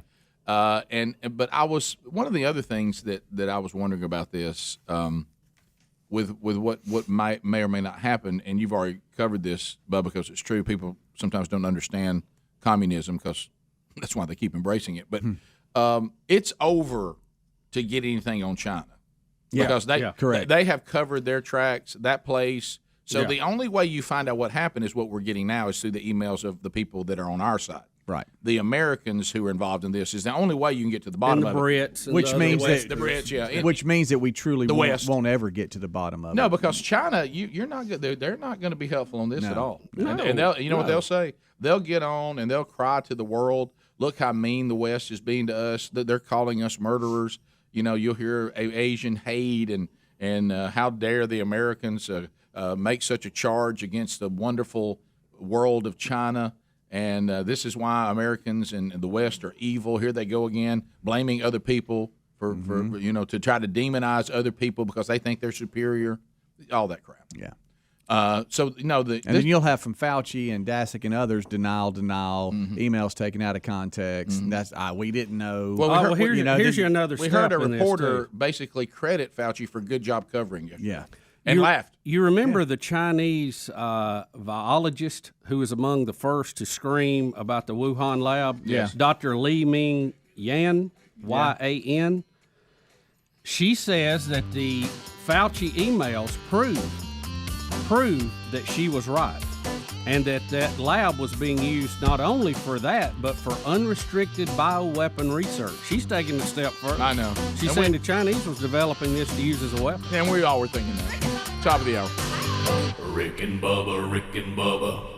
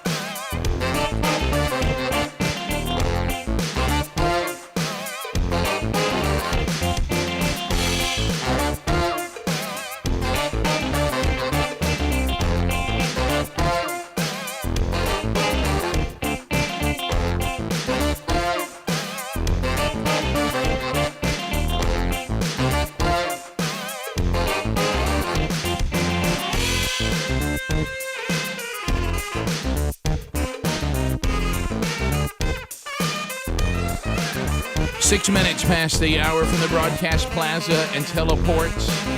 It is the Rick and Bubba Show. Thanks for being with us. Still to come on the program, we will interview Lieutenant General Michael Flynn. Yep, Flynn's with us today. And boy, there's been a lot going on, and we got a lot to talk to him about. Later in the program, the Gridiron Men's Conference coming Father's Day weekend. Honored to be part of that. But Jonathan Evans will also be speaking. He has a new book out, and we'll interview him about that and about the upcoming Gridiron Men's Conference. So that's coming up too. Jonathan Evans on the program today. If you've never heard Jonathan on, you'll get something out of that. We got interns. We're going to try to nickname another intern today, so be standing by for that. Speedy, the real Greg Burgess, Helmsy, Eddie Van Adler are all here.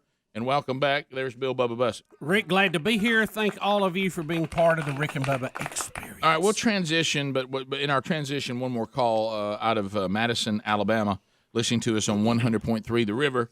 Robert is standing by talking about the latest update with all the Fauci stuff, and now we got this other character that is involved. Hey, say it, not Dusick, but Dasick. Dasick, for lack of a better way to say it. Yeah, so Robert, go ahead, buddy. Yes, sir. This goes back in 2002 when Fauci was at the University of North Carolina. He wrote a letter saying that North Korea and China are trying to do a biological weapon. That was your SARS and your swine flu and H1N1, and that's what they were trying to develop. And he said he needed funding in the United States then to get ahead of this. So in 2012, Obama funded them. In 2014, they had 2 people die at the lab in North Carolina, and Obama pulled the funding for it. Bill Gates, if you go online and look it up, Bill Gates gave the Wuhan College $486 million to build this lab.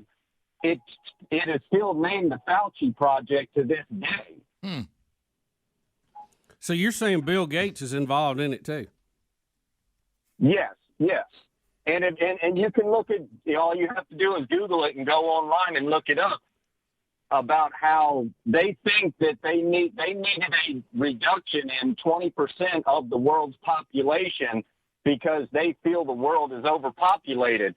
If you read the stories about, there's a video online where he's talking to the CIA about this vaccine in 2005 to get rid of radical jihadists, Bill Gates is, and he says in the video, we're going to release a rhinovirus on the population to get this whatever chemical in them that makes a part of their brain die. And the CIA person says, well, what do we do? And he says, we put it in the vaccine. And 15 years later, they're doing it to the American people. And it's all online. If people would just take the time to research and learn. Yeah, but in all fairness, brother, I mean, I understand what you're saying. And this overpopulation thing, that part of it, not what they're doing, but that they really think that is a worldview, because I can tell you that from having people that are in college right now, and some of the questions that they have on some of their tests and stuff like that. There's no doubt that that's part of a view of the Earth worshipers, is that we're overpopulated. We have too many people. I mean, I've had young people say that to me, and they've been taught that in college. However, the rest of it, of just go online and research, you can see it all for yourself. You can't trust everything that you find online. I mean, you can find videos and articles of people saying all kinds of bizarre things, and what can be substantiated and what can't is very, very difficult. However, yes, there is a worldview, and I've seen it firsthand. This is not somebody said of this concept that, well, there's just too many people in the world. It's overpopulated. This is also why you have a certain faction of young people saying they're not going to have any more children, or they're going to limit it to one child. And of course, it's directly in conflict with the Bible. Correct. And anytime you see that conflict, I'd pay attention to that. But it's almost universal. Everything that a lot of these people believe, it's just absolutely 180 degrees out of phase. But there's absolutely a worldview that we need less people in the world, and of course, if you believe that, then there's things like maybe and we've heard You realize the Chinese don't even follow that anymore. right? Yeah, because They used to. They used to limit them to 2 kids. Now they can have 3. Yeah. So if they're allowing them to have more, then they know they have an aging problem. They have an aging population that's not being replenished. That's correct. And they realized the error of their ways. But in the indoctrination, though, they had the people buying in that we are saving China by only having one child. There wasn't a lot of resistance against it. There was some. But most of the Chinese people said, well, this is what the government said. Wasn't it 2 kids but 1 girl? No. At one time? Well, I know the beginning was one kid, period. Right. Which led to the death of a lot of little girls because the Asian culture wanted to have a son. Right. And if they didn't want to waste that, the word waste, that's how that was viewed. That's not my words. Yeah. They felt like, well, I didn't get a son, so the only way I can try again for a baby is somehow get rid of this little girl. And they would just leave them.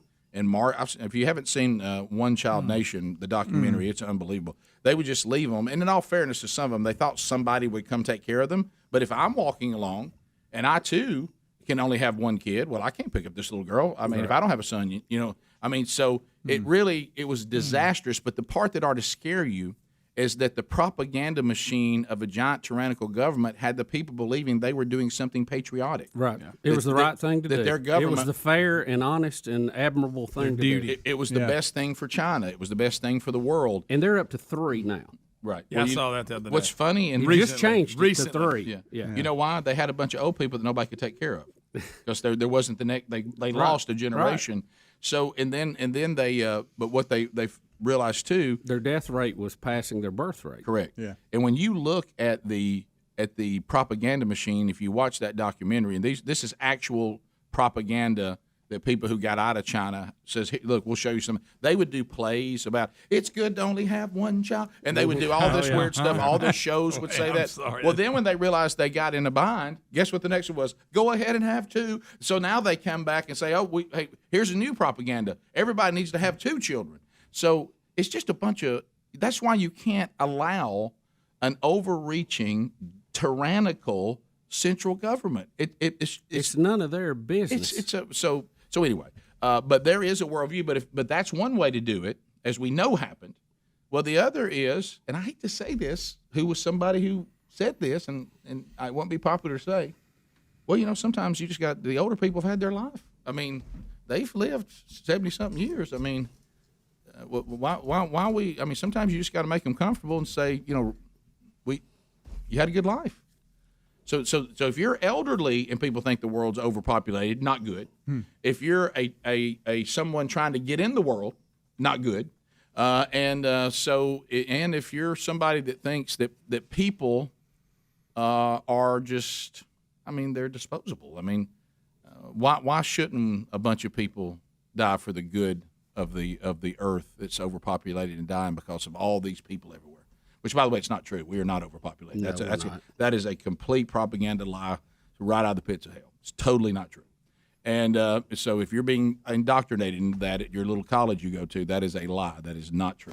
And a matter of fact, if you go back and look at the research of when this started, if what they were saying was true when they said it back in the 70s, back in the 60s, we already blew by their numbers. Yeah, we've already expanded the number. They said we couldn't feed everybody. The tipping point. Yeah, the tipping point and all this. It's total hogwash. Yep. And what it should be used for? If you look at all this, let me tell you one thing's in common, and Bubba hit on it. And we do have a biblical worldview, and we don't apologize for that. We do believe, but we acknowledge some of you don't. But at the root of it all, what this really is trying to get us to do, and by the way, it has been successful. Look around. Devalue human life. Yeah. No different than an animal. Yep. All of this, that's what it's trying to accomplish. And guess what? It's been accomplished. And that's so when you sit around, sometimes you go, I just don't understand why people can do things that are just so evil to other people. Well, it was a long process. We got to the point where people believe that human life isn't valuable. And if you watch, there's all kinds of things we did that this is the result of that. There was a narrative that got that conclusion. Lots of them. 15 minutes past the hour. Rick and Bubba, Rick and Bubba.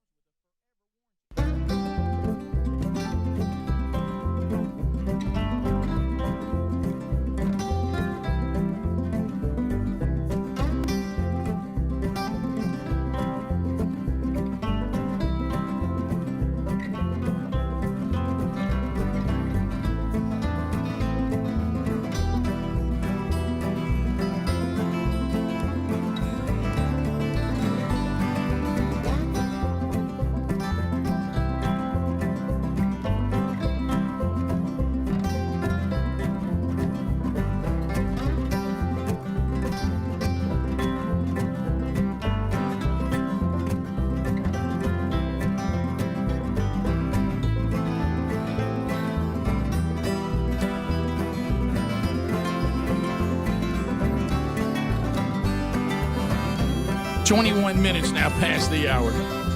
Rick and Bubba Show, thank you so much for being with us today. And I do want to say thank you very much to all who came out last night and all who worked so hard to put together this kickoff of the men's discipleship strategy from themanchurch.com in beautiful Winfield, Alabama, the home of Mule Day. I do want to personally thank Pastor Paul Murphy and all the men there that just said, you know what, we believe that what you guys have been talking about, we need it here at our church. Other pastors came and brought men from their churches that were there last night for the kickoff. I mean, looking at the numbers, I don't know how many we had, but I know the room holds about 800, and it looks like it was 3/4 full. So we probably were 500 plus men last night, which was kind of cool.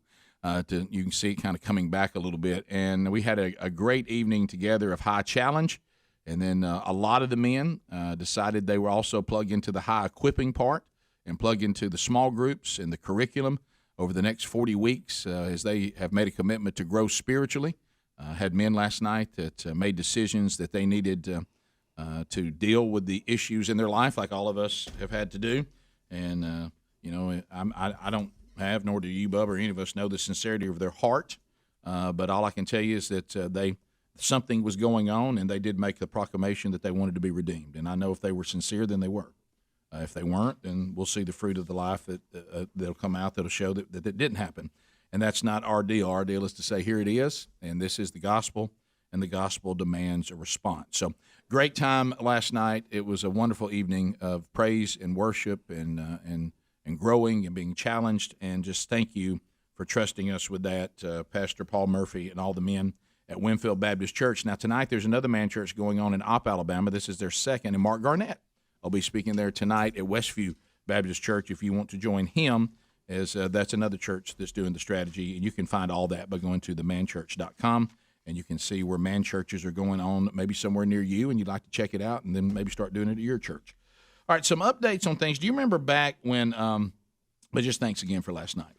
So Johnny Manziel, you remember we were doing the show. I mean, we were sitting here. Oh yeah. I mean, we were talking about it. We were saying, hey, he's been accused of being a collegiate player and using his place of celebrity to make money and all that. But he denied doing it. Remember, he denied that he was doing autographs for money.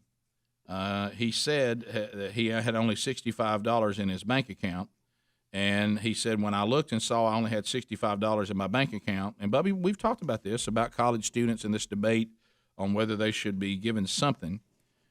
He said he decided that he would make some money off his signature prior to the 2013 college football season 8 years ago. They launched an investigation because they felt Manziel was receiving payment for signing autographs. However, they couldn't find any evidence that he did anything at the time.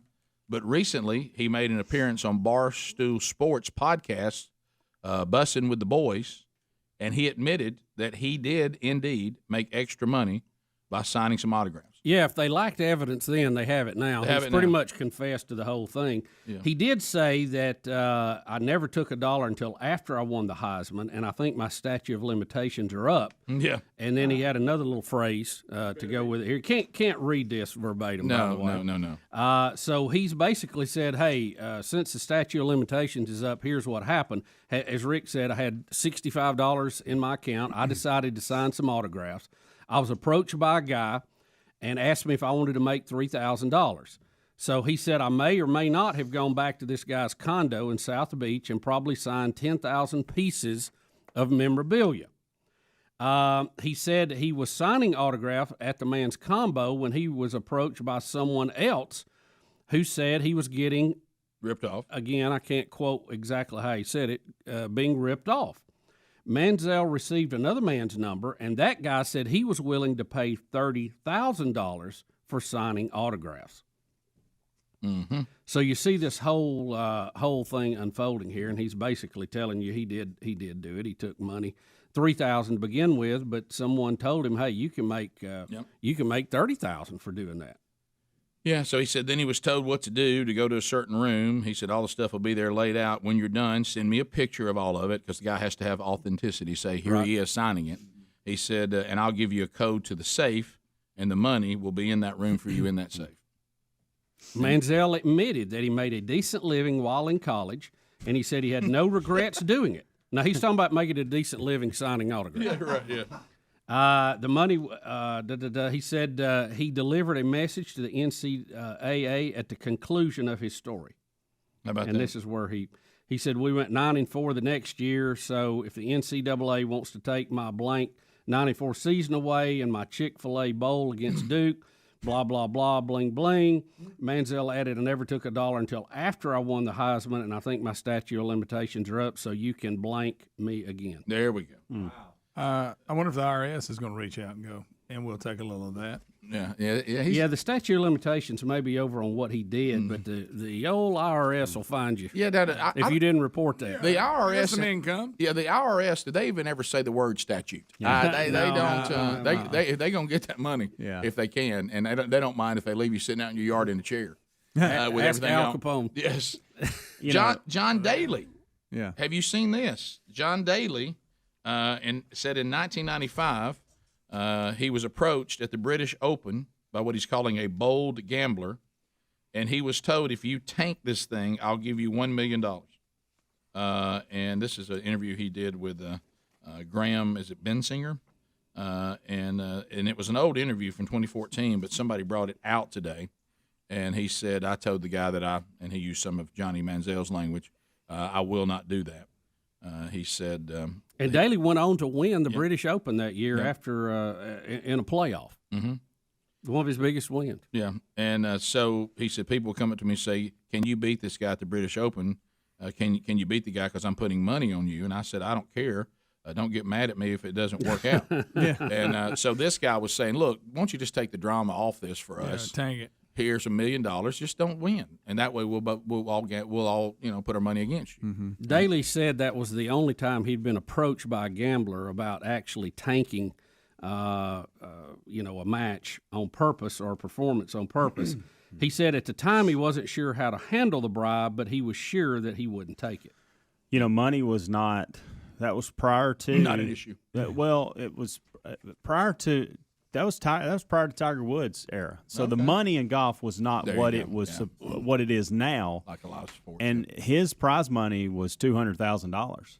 So think about that. To win it, I make $200,000. If I take this guy's deal, I make $1 million, and I don't have to win it. Of course, you got to trust that guy. You do. You got to trust that guy, and you got to look at the fact that you win the British Open, and he did. That changes your world too. I would say this: just the small amount of time I've been around John Daly, and you might have a lot of things you think about John Daly for good reason. I don't think he would ever take money to lose. He's too competitive. Yeah, I agree with that. Well, you know what though? In the movie, what happens? He tells the guy he's going to tank, and he gets out there, and in the middle of the round, he's like, "Man, I'm going to go ahead and win this thing." And the guy's screaming, "What are you doing?" And he goes on to win it. We'll be back. Rick and Bubba, Rick and Bubba.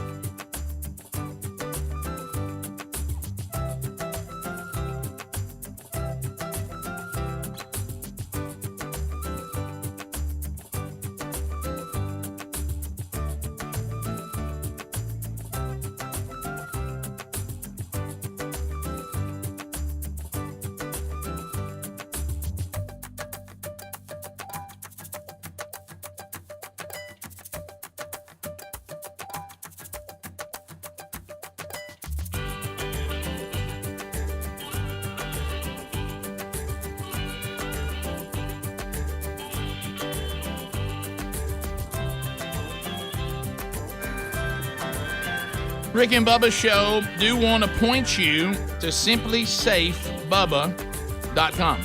Simplysafebubba.com. Do you remember that feeling as a little kid, you know, if you were fortunate enough to have the type of family that your mom and dad put you to bed and that this feeling of security, you know, when you went to sleep and you thought, you know what, mom and dad just got it covered. I'm safe, I'm secure. Well, the feeling of security, you know, is something that we all, if you're honest, like to have.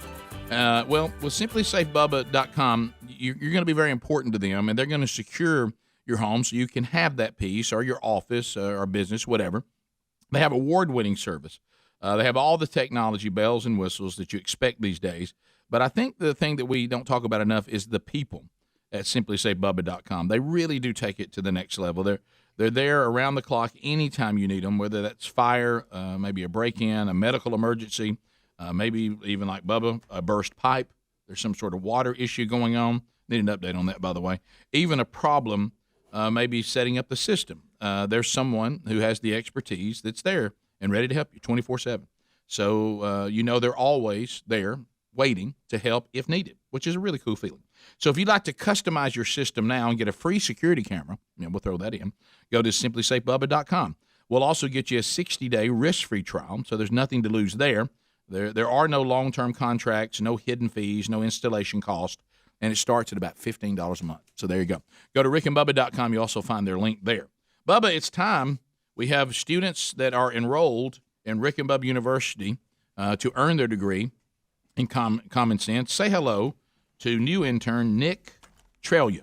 Hello, Nick. Nick. Howdy, fired up. I bet you are. Now, there's a lot to discuss here. I mean a lot. Are you familiar with the show at all? Yes, I've listened to it as long as I've been in Alabama. Okay. Now, this is interesting. Now, how long has that been? Yeah. 13, 14 years. 13, 14 years. Days. You are going for a Bachelor of Science at Hillsdale College.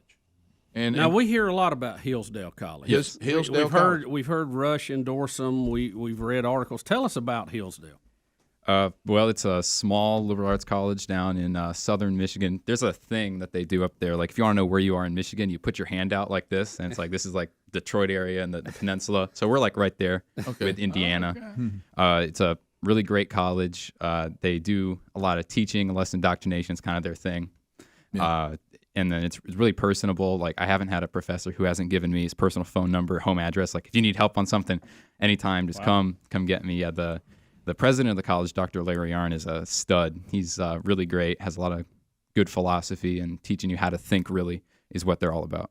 Yeah, it's almost like we talk all the time, we've done it again today, about how, there's a certain indoctrination into a worldview that we find in education now that is overreaching and really troublesome.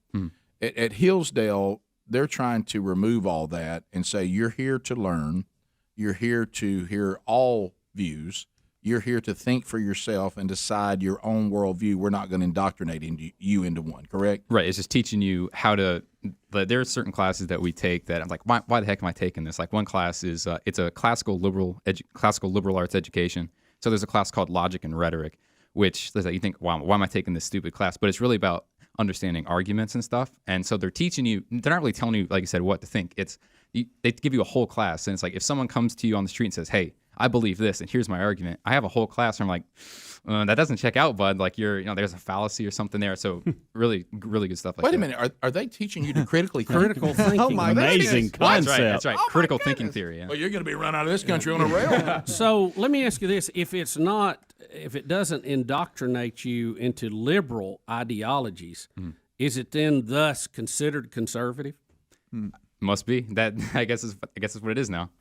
Yeah, because you hear that, and people, I think incorrectly, and you're confirming that, they think if a college just says we're not in the indoctrination business, we're in the educating business, and we're going to let them be exposed to all views and them figure out what their worldview is and teach them how to critically think and defend what they believe, that somehow is now deemed conservative. Right.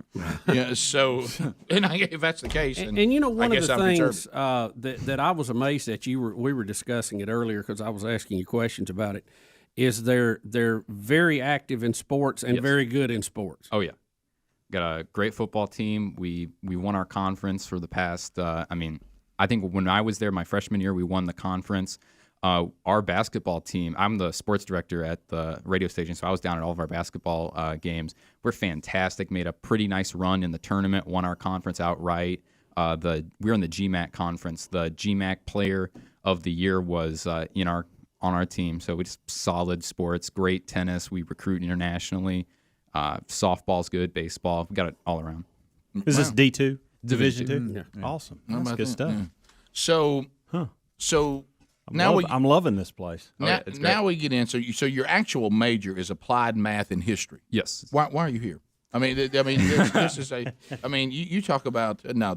You're here. Obviously, you're working in, and you just said it, in radio and stuff. You're going to study these things, but you have a desire, obviously, to know something about this business. Right. So Hillsdale doesn't really they don't have a broadcast or a journalism major. They only have, if it isn't one of the classical liberal arts, they don't really have like super specific majors. Dr. Arnn says you go here to learn how to be a good person. You don't here to learn how to be a good factory worker. Yeah. And so the overly specific majors, he's like, if you want to get a degree in like something super specific, that's what grad school is for. You're here to develop yourself before you go out into the world. And they have great programs like Is it too late for us to go? We have a really good broadcast program, and I actually had no interest in like radio at all until I went up there. And Scott Bertram, who's the program director, station manager up there, he actually was a producer at ESPN Sports Talk Radio. He had a show in Chicago. Mac, Yurko, and Harry. He was the executive producer up there for a few years. I saw a flyer for the radio station. I was like, this seems like something to do, kind of interesting. So I went down there my freshman year and just kind of got hooked. Well, you got pipes. You got a good voice, man. Yeah. So let's talk about trying to get you a nickname now. Well, Hillsdale College, that's got some stuff there. Well, what y'all's mascot? So we're the Chargers. Oh, there we go. Even better. Write that down. Make a note of that. So how tall are you?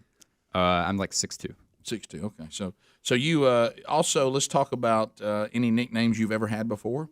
Anybody ever called you anything nickname? Hey, you and moron. No, that one's already taken here. Yeah, that's. I had that. You probably must have had a dad similar to ours. I didn't know that those. I thought those were my names. Some of those things. But, Right. But anyway, so ours. I call my kids dweebs when they're doing something stupid. What a bunch of dweebs, and they love that. So now it's become something we do all the time. All right, so let's talk about the hobbies you might have. Tell us about this. It says you are creator, host, and writer of The Loft, which runs on 101.7 FM. What is The Loft? So that is a show. I actually trying to pump you guys up. I actually modeled this show off of Rick and Bubba. Uh-oh. Yeah. Oh, I was up at school, and my dorm, Galloway dorm, has this thing called The Loft, which is like the 3rd and a half floor. There's only 3 rooms up there. It's about 6 guys, and it's usually super tight with the group. And that's where I got in my freshman year. And all the guys up there were upperclassmen except for me. And I just made friends with these guys, and we'd always have these like crazy conversations and stuff. I was like, hey, this would be really fun to do on the radio. Yep. And so we got together. It's sort of like a comedy variety show, sort of like this. And we go up there, we talk about news stories, and we do little skits sometimes. And it's just a lot of fun with good guys.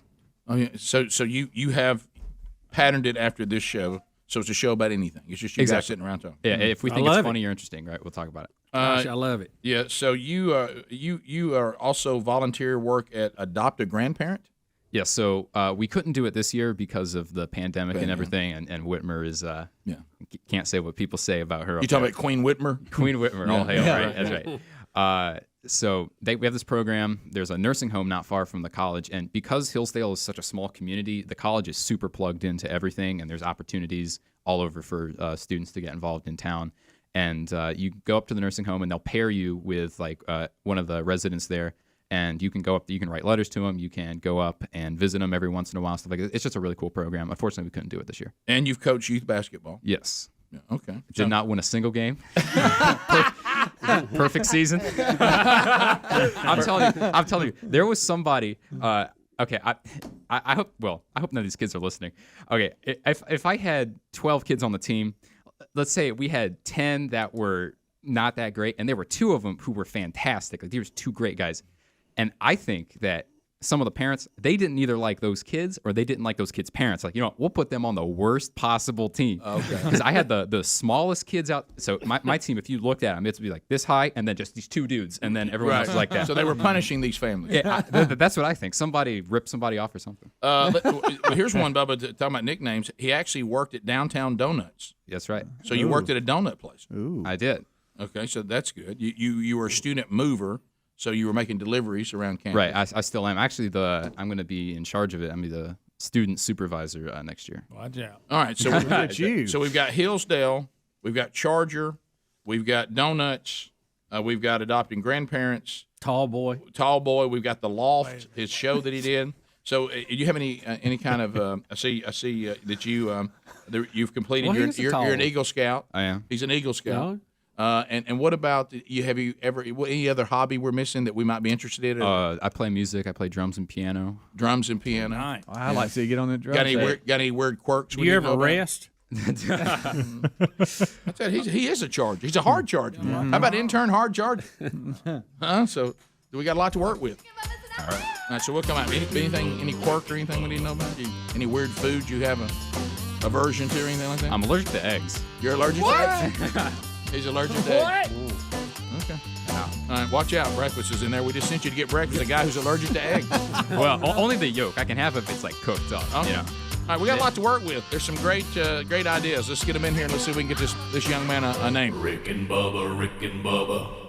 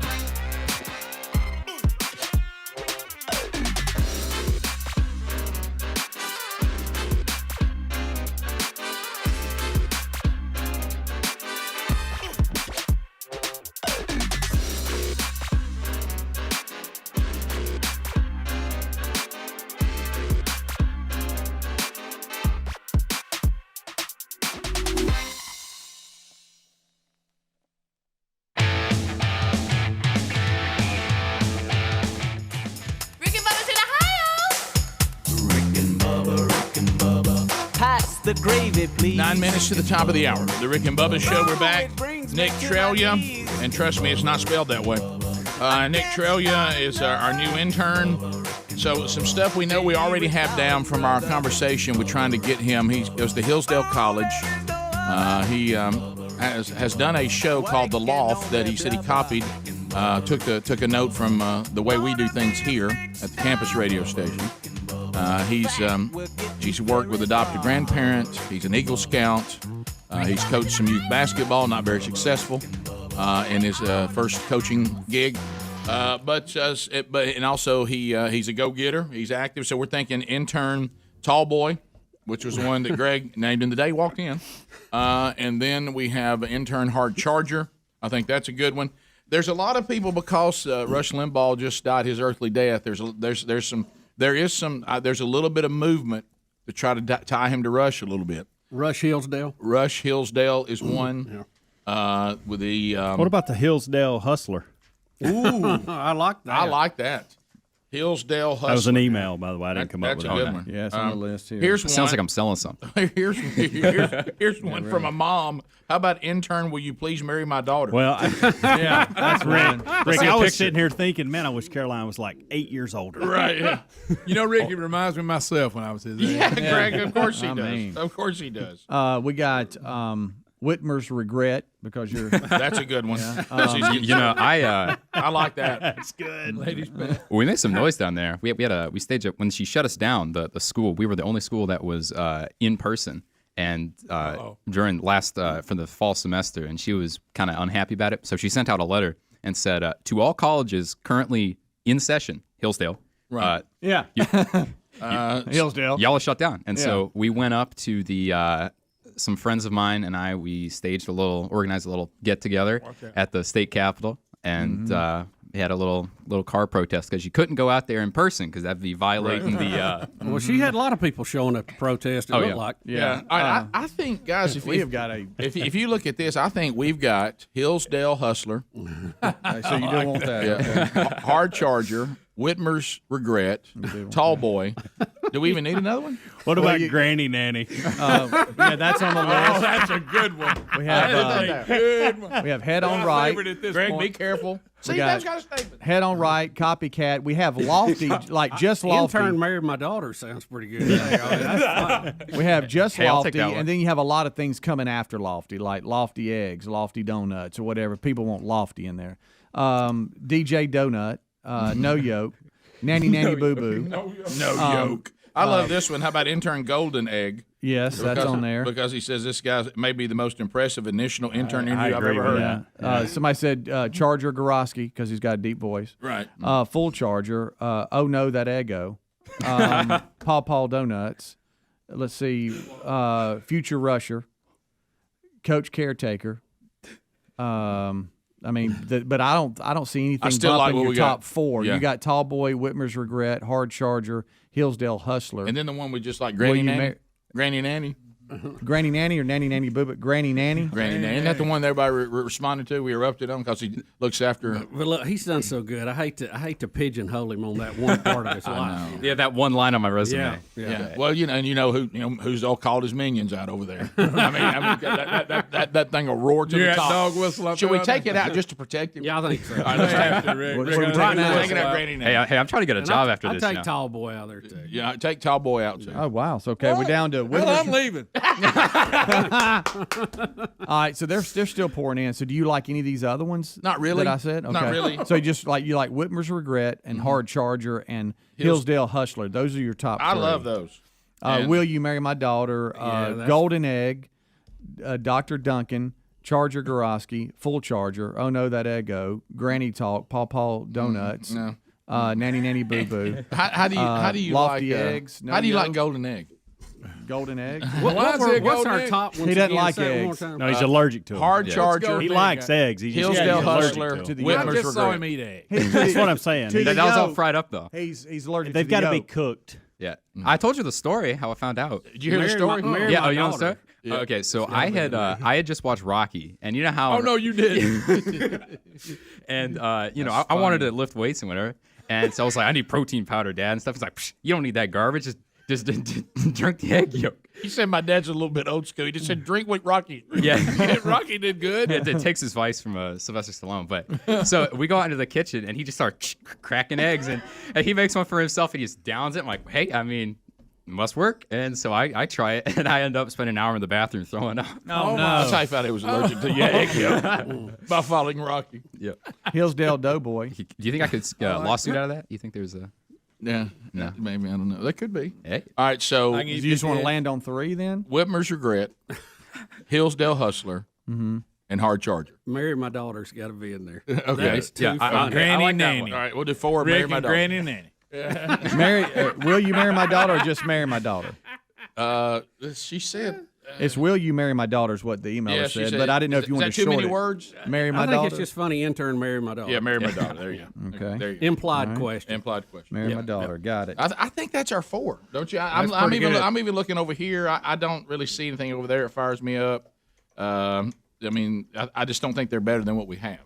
That's pretty good. Yeah. So that's I don't know what it is. There seems to be a person in our audience that tries to tie every interview to Yoko Ono, and I don't understand that. I'm seeing that. How we made the connection to Yoko Ono here on this one, I have no idea. The yolk. He's allergic. Yeah. But every day they Yoko try to Ono. find some way to make the interns. Can y'all consider Yoko Ono? Yeah. It's So anyway, we're going to say no to that. So we're going to go do top of the hour. Then we're going to come back and we'll vote. Now, in the break, if we see a 5th one rise to the top that we want to add, and we come back, because when we come back, we're going to tell you what was that. Here's the ones we're going to vote on. So we know we got 4, and that may be all we do. Okay. But if something hits us in the break through email that we go, I got to tell you something, that's a good one, then we may add it. But right now that'll be the 4, and then we'll come back and we'll take your votes on that, and then Nick Trelia will receive his Rick and Bubba University nickname, and then it will be forever written and forever so, and he will be stuck with it for the rest of his life. There it is. Right. And let me just give you a heads up on this, okay? This is on us, not on you. We will never remember your original name. All we will ever remember is that you were whatever they're about to name you. Okay? That's all right. I've had so many people come to me and say, hey, you know old so-and-so, so-and-so? I really don't. Well, they intern with you. Who are you talking about? Thumbs and Roses. Oh, yeah, I know him.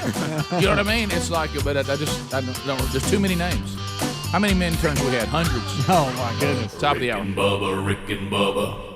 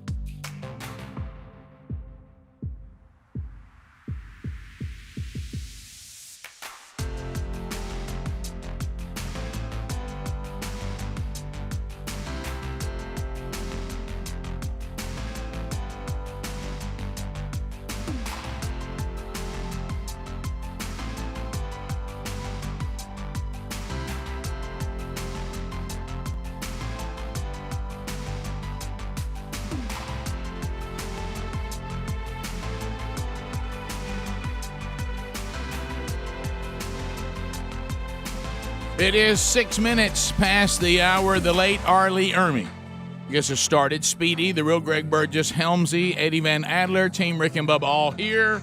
And we're looking for the intern name for Nick Trelia, a young man that has kind of ushered his way into Rick and Bubba University. He's on campus.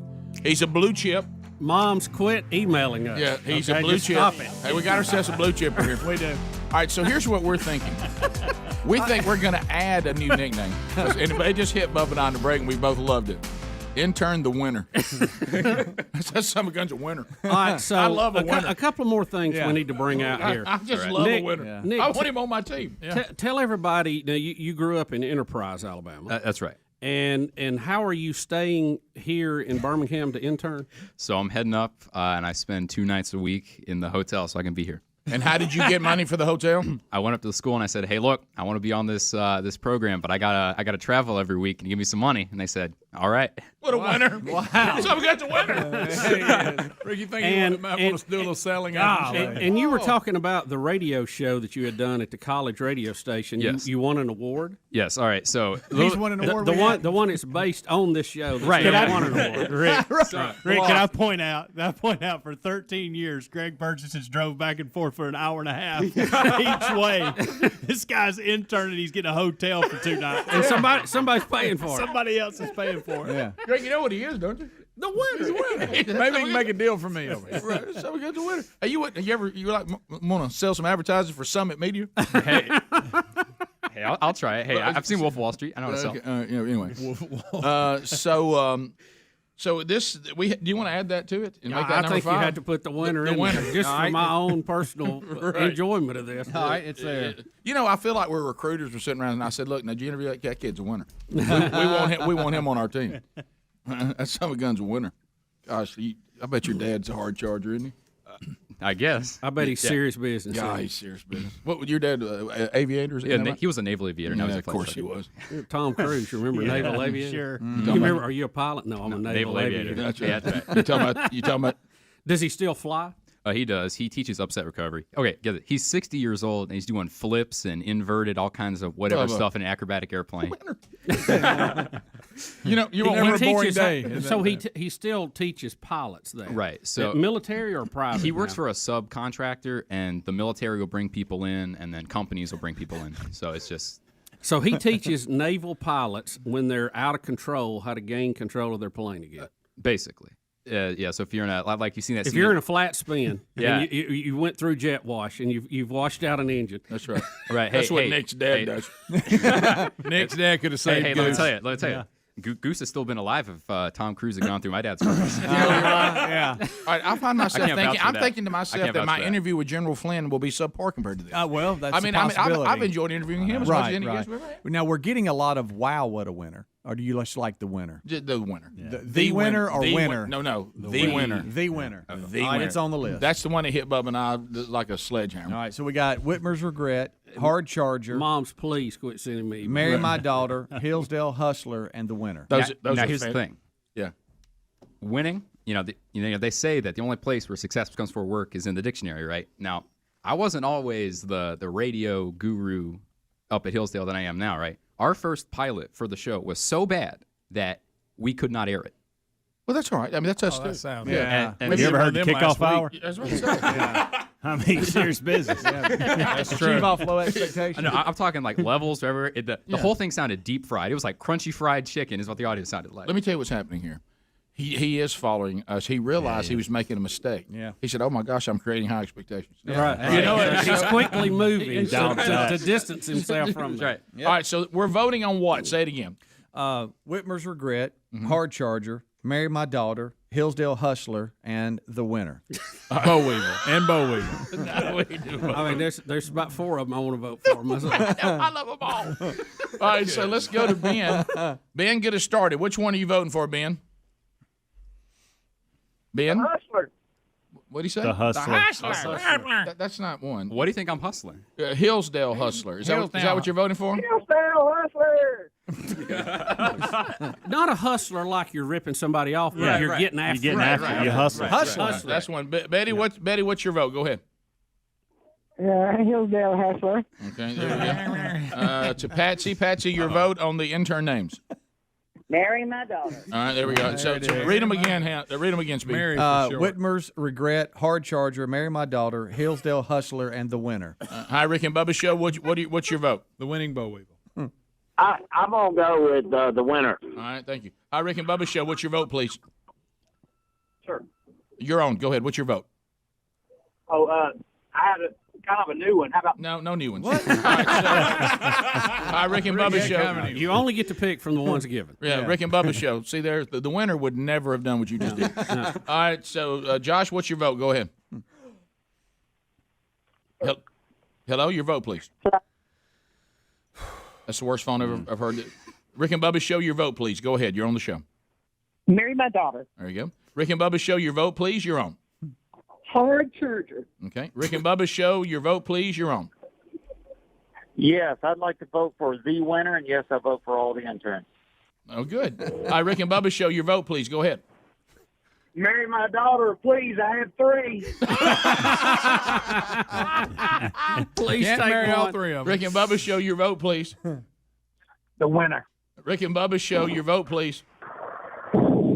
Granny Nanny. It is funny for you to say that. Right. I wish they left it in. Greg, Minion coming up. Greg said it. I gotta say it. Rick and Bubba Show, your vote, please. Marry my daughter. All right, Rick and Bubba Show, your vote, please. Yeah, roll tide, Granny Nanny. See, Greg, what you've done. And they all sound the same. Yeah. Those are your people. Yeah. They all sound exactly the same. I love Greg. Hey, Rick and Bubba Show. He speaks for the working man. Intern, I love Greg. Hey, Rick and Bubba Show, your vote, please. Go ahead. Hillsdale Hustler. Thank you. Rick and Bubba Show, your vote, please. He ran out of breath. The winner. Thank you. Rick and Bubba Show, your vote, please. Hello, Rick. Whitmer's Regret. Oh, first Yeah. one. Oh, okay. What did he say? Whitmer's Regret. Or she saying? Hey, Rick and Bubba Show, go ahead. Your vote, please. Go ahead. Donut doo-doo. That's the guy I dislike the most. Yeah. That's the guy I dislike the most. Why do I laugh at that guy? We're so not hard? getting his Wouldn't you like for that guy to go on the tour of the Wuhan lab? Bubba! I was just wanting IBS, but that's even better. Bubba went right to the end. Hey, give me where we are. It looks like we got let's 3 not of play around. We got Marry My Daughter and The Winner tied at 4. Hillsdale Hustler has 3, and Hard Charger and Whitmer's Regret has 1. All right, let's continue. Rick and Bubba Show, your vote, please. Hillsdale Hustler. All right, Rick and Bubba Show, your vote, please. Oh, the winner, please. Rick and Bubba Show, your vote, please. Marry my daughter. Yes. Rick and Bubba That Show, was a heartfelt vote. Right there. your vote, please. Marry my daughter. Rick and Bubba Show, your vote, please. Hillsdale I'm Hustler. sensing a pattern with all these marry my daughter. What was that? Hillsdale Hustler. So should we clarify? Do you have a girlfriend? Negative. Oh, boy. Well, I'm getting pictures from moms all over. Oh, yeah. Serious business. I don't think y'all giving the dad enough. Said, look, I got 3 of them. Yeah. Take one, please. Serious business. I'm getting pictures. I can't He wants tell to you. find one winner in the bunch. Hey, Rick and Bubba Show, go ahead. Your vote, please. Marry my daughter. All right, where are we? Speedy, Speedy where Marry are My Daughter has 7 to Hillsdale Hustler and The Winner at 5. Oh my goodness. The other 2 at 1. All right, we're I got All about right, 30 people are seconds. sending their daughter's phone number now. And Oh, email. yeah. Rick and Bubba Show, your vote, please. Go ahead. All right, watch out with the picture. Marry my daughter. Rick and Bubba Show, your vote, please.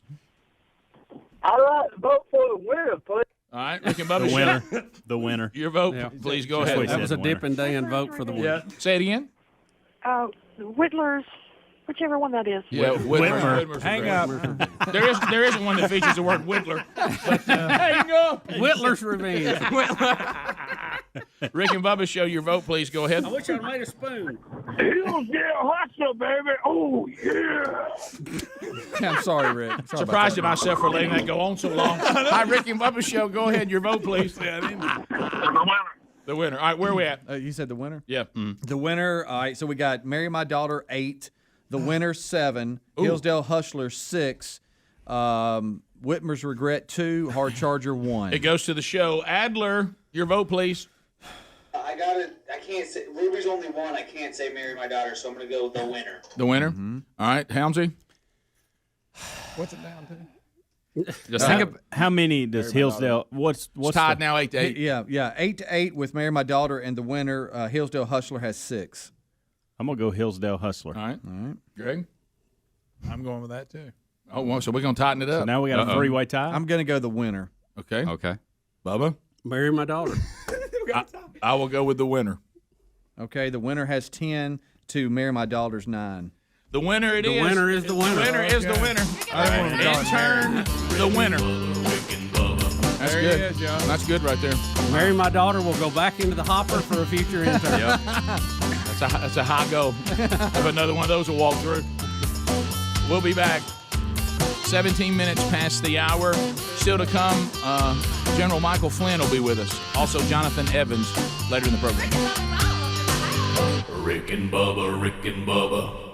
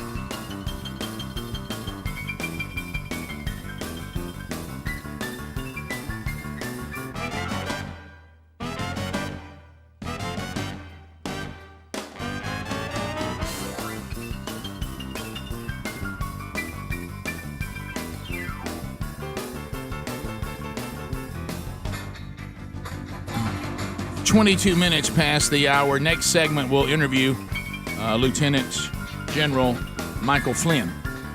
He's going to do a speaking engagement in our home market, and we'll get a chance to talk to him today. Jonathan Evans also has a brand new book that I think you'll be very interested in, and we'll talk Gridiron Men's Conference with Jonathan Evans and all things involving Jonathan Evans and his family's ministry that has touched so many.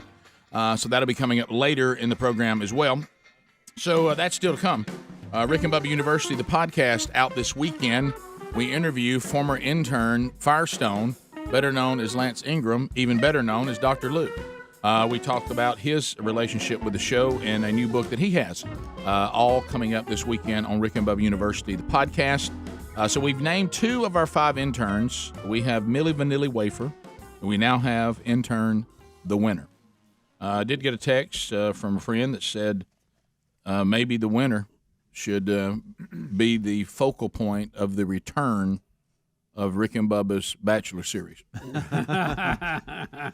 had the Fatchelor, the Blatchelor, and then we could have The Winner. So anyway, he's So he's settled in. It's done, and we'll take the next few months with him and see how he does. See, Greg and I were in the kitchen just drilling him with questions because we weren't done with the interview. We were so intrigued with it. We wanted more. Yeah. And so we've been in there just firing away. Yeah. Well, I'll tell you one thing. I noticed the minute The Winner sat down that something had happened. Yeah. Right. I looked up the first time The Winner sat down, and this is not any kind of dig at the other interns because it is something new. When they get here, everything's new. Yeah. So there's a certain amount of grace that goes with the early days. Now that wanes about halfway through the summer if we don't see improvement. But I mean, I looked in there and I would have thought Harry Murdaugh was back. Yeah. All of a sudden the calls start getting screened up and getting put up there and all the names there, and I'm like, well, who's in there? That's son of a gun's a winner. That's a first day guy. He's got his act together. Yeah. And so we'll see how The Winner goes. Yeah. The winner's coming out of the gate with some very high expectations, which could be a mistake. I know. Crash You and burn. got to play it down. I know, Greg. Yeah. I know. We have to ask him to leave. I don't know. Downshift. I mean, listen, we don't want the winner to end up at the end of it all being a loser. No, we don't want So, that. Let's change his name. Yeah. So anyway, all right. So change his name. So that's big. Also, Bubba, we were talking about even though it's 87, but did you know that F. Lee Bailey has died? I know. How about that? Part of you were talking about all that crew that defended O.J. and then didn't defend O.J. but then did. It seemed like there were a lot of pestilence that came through there. Now, most of them didn't make it very long. Yeah, we can't really put F. Lee Bailey in that. No, I mean, he lived to 87. Yeah, he did. He's had quite a career, Rick. Not only was he part of O.J.'s defense team, he was now get this. He was key in 1960 in securing the reversal of Dr. Sam Shepard's conviction in the murder of his pregnant wife and acquittal at the second trial. Remember The Fugitive? Wow. How about that? Yep. So he was involved in that. He also represented Albert DeSalvo, who claimed to be the Boston Strangler, and Patty Hearst. So he's taken a lot of these high-profile clients. Yeah. Did you If see? you're in the news, he'd take you. Yep. We're all concerned. We have, I think, legitimate concerns about Texas. We don't want to lose Texas. That's your big boy. Yeah. And you're seeing liberalism and leftists taking over Houston, Austin. These places are becoming. It's not very Texas-like, some of the behavior going on there and some of the government. But how about this? You remember when the Dallas Mavericks owner Mark Cuban ordered the stadium staff not to play the national anthem, and then they had to get in there and talk about it. Then it was, did he do it? Did he not? All this. Texas Republicans have responded by passing a law that will require him to play it if he's playing in Texas. Why is Cuban crying? Why Cuban crying? Because he just got dunked on. What was his reasoning in that? I remember that controversy. He's trying to be sharp, I think. Yeah, he's trying to be sharp. What if that was in the article? It said he was trying to be sharp, and they're tired of it. It says from February of 2021, this story, remember, Mark Cuban will no longer play national anthem. Dallas Mavericks owner Mark Cuban hasn't played the national anthem at his team's home games all season and doesn't plan to do so going forward. That was from 2021, month of February. So that upset a lot of people, including Dan Patrick, which was surprising.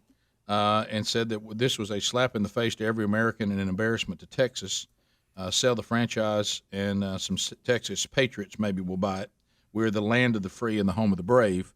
Well, now the Republicans have passed what is known as the Star-Spangled Banner Protection Act. And they've made it a legislative priority of the Texas Lieutenant Governor, Dan Patrick, who made that comment, and Cuban, after Cuban canceled the anthem for the 13 preseason games. So now it will be against the law if it goes all the way through for Mark Cuban to not play it. Let me ask you this. Was this a move on his part to keep the players from trying to kneel during the national anthem? I'm trying to not just say Mark Cuban doesn't love America, because he has to on some level. It made him a billionaire. He better. But there's got to be a reason that I'm trying to understand I can't remember logic. the statement he made, but he did. He did come back and try it, but it's not in this article, and try to walk it back a little bit. And, I say just leave them in the locker room till all that's over. Or- I always thought that was the best way to do it for football too, and they do that in college football. The best I remember. Or be in the legislative branch of Texas and say, "I tell you what, we'll solve it." Yeah. Texas they'll jump on it. Yeah. Hey, you got a problem? We'll solve it. Check out the beat as our DJ revolves. All right, so his I knew you were going to do that. Why Cuban cry? He said that he didn't, back to Cuban and why he did it, he said he didn't believe there was anything productive that came from the anthem and people arguing about it, so I'm just going to take it away. There's too much controversy with it, so we're just done with it. But not anymore. Yeah, but sometimes you have to say that this is not an unreasonable ask in a country for its national anthem to play. You got a problem with the country, you got all kinds of platforms for you to voice those opinions, but this is something happens in the country, and we're going to go with it. Bottom of the hour. Rick and Bubba.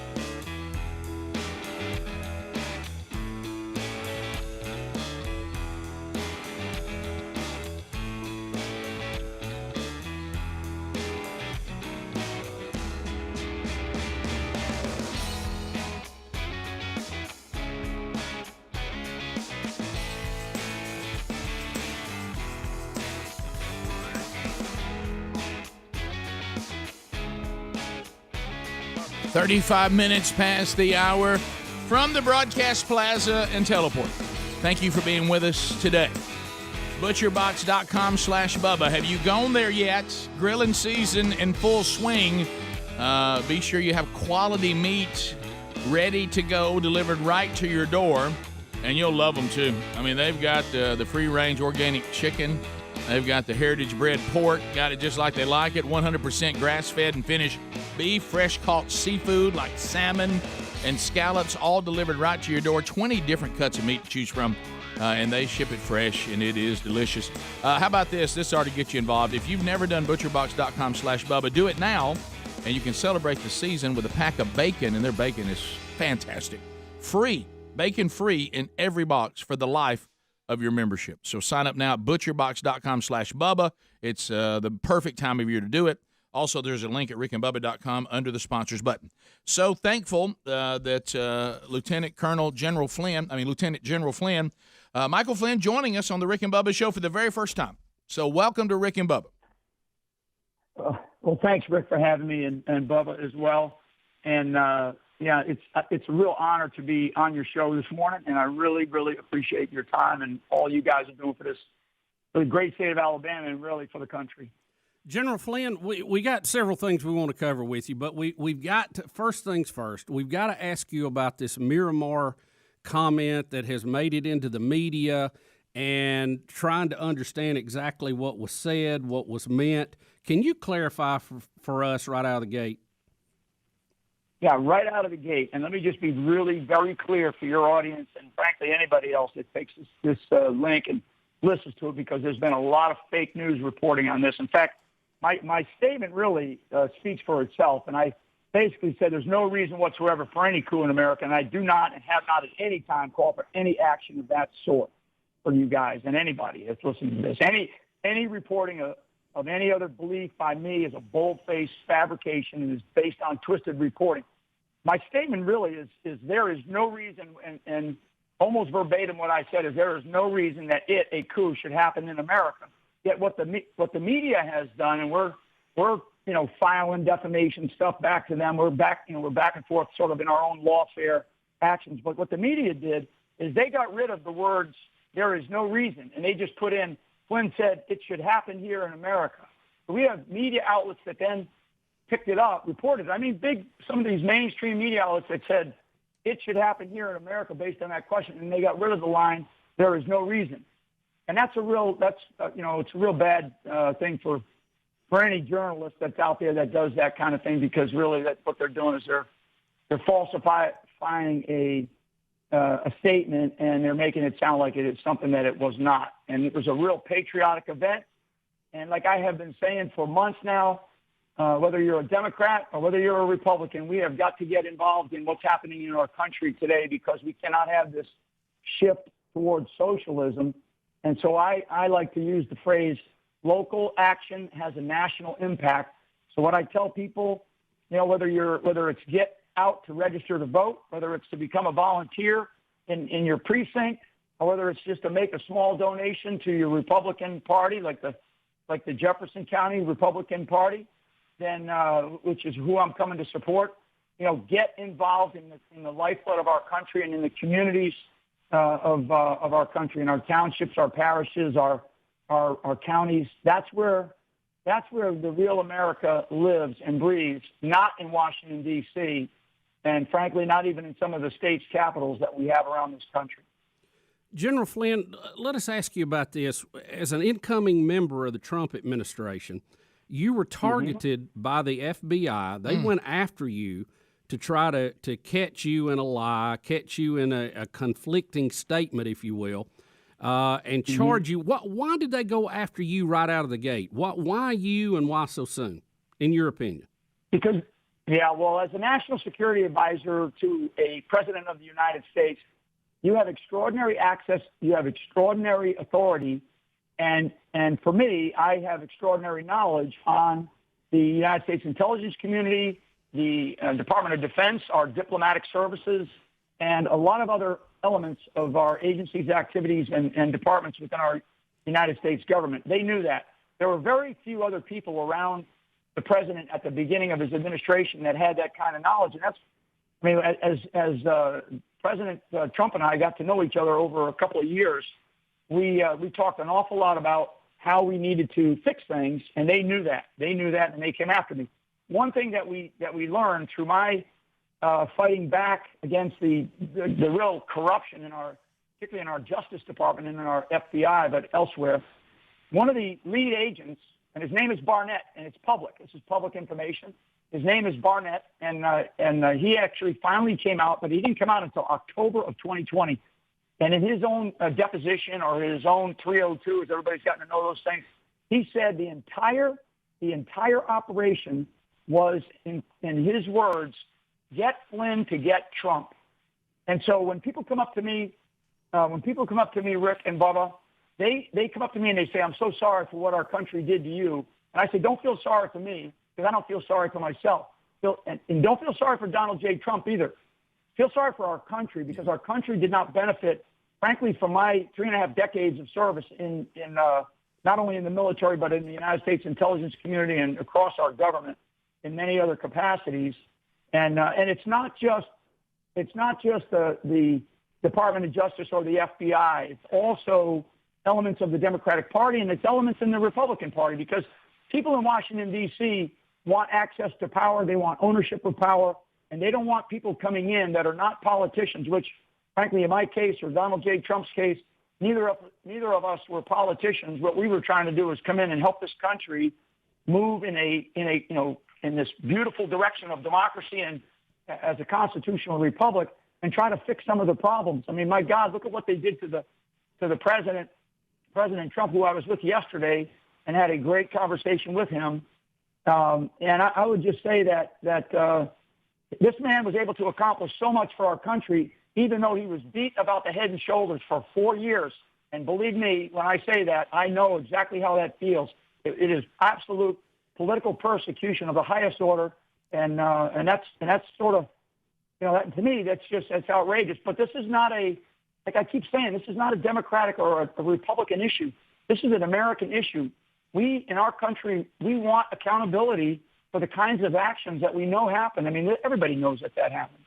Everybody sees it, particularly the people in the law enforcement and the legal world. I mean, my God, what an outrageous thing to do to not only me and my family, but to the President of the United States. Well, General Flynn, expand on that a little bit. What is it like to have the full force of the FBI and the Justice Department out to get you because of a political vendetta? Well, I tell you, we could spend hours talking about this.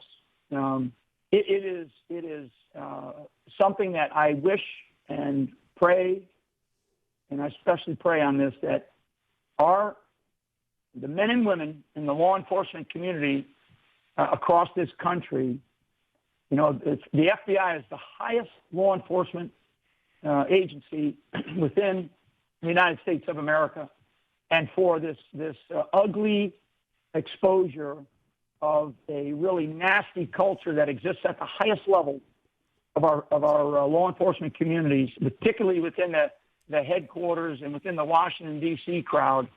I know that because I have so much respect for our first responders. I have so much respect for our men and women who do serve as the pointy end of the spear around our cities and streets, places like Montgomery and Birmingham and other places. I have so much respect for them. I have many members of my family who have served as police officers or highway patrol or state police, and also those that serve in our fire departments. I mean, so I just would tell you that to have that weight on your shoulders and to be pressing against you is something that no other American should ever experience, no other family should ever experience. And I will tell you, and I'll stop with my diatribe here on this point, that there's one thing, and this is really the two big lessons, but I learned 3 lessons throughout this whole thing. My faith in God Almighty and my faith in my family, especially my immediate family. My wife and I have been together since we were 13 years old, Rick and Bubba. And I will tell you that that strength of our relationship and our faith in God and what we believe in, because we always knew what the truth was, and we always knew that eventually, if we just trusted the path that we were on, that it would expose this ugliness, which it did, and it really did. It exposed an ugliness, not only in the executive branch and the Department of Justice specifically, but it exposed an ugliness in the judiciary, and definitely an ugliness in the legislative branch of our country. I mean, this is outrageous what happened to an individual who served the country, right? And to a president of the United States. What they don't realize is that when they attacked me and when they attacked President Donald J. Trump, they were attacking the American people. And that's what they don't realize. They think that they were going after two people when they were actually going after the American people. So I'm here now because of my faith in God and my faith in my family. We'll come back more with Lieutenant General Flynn right after this. Rick and Bubba, Rick and Bubba.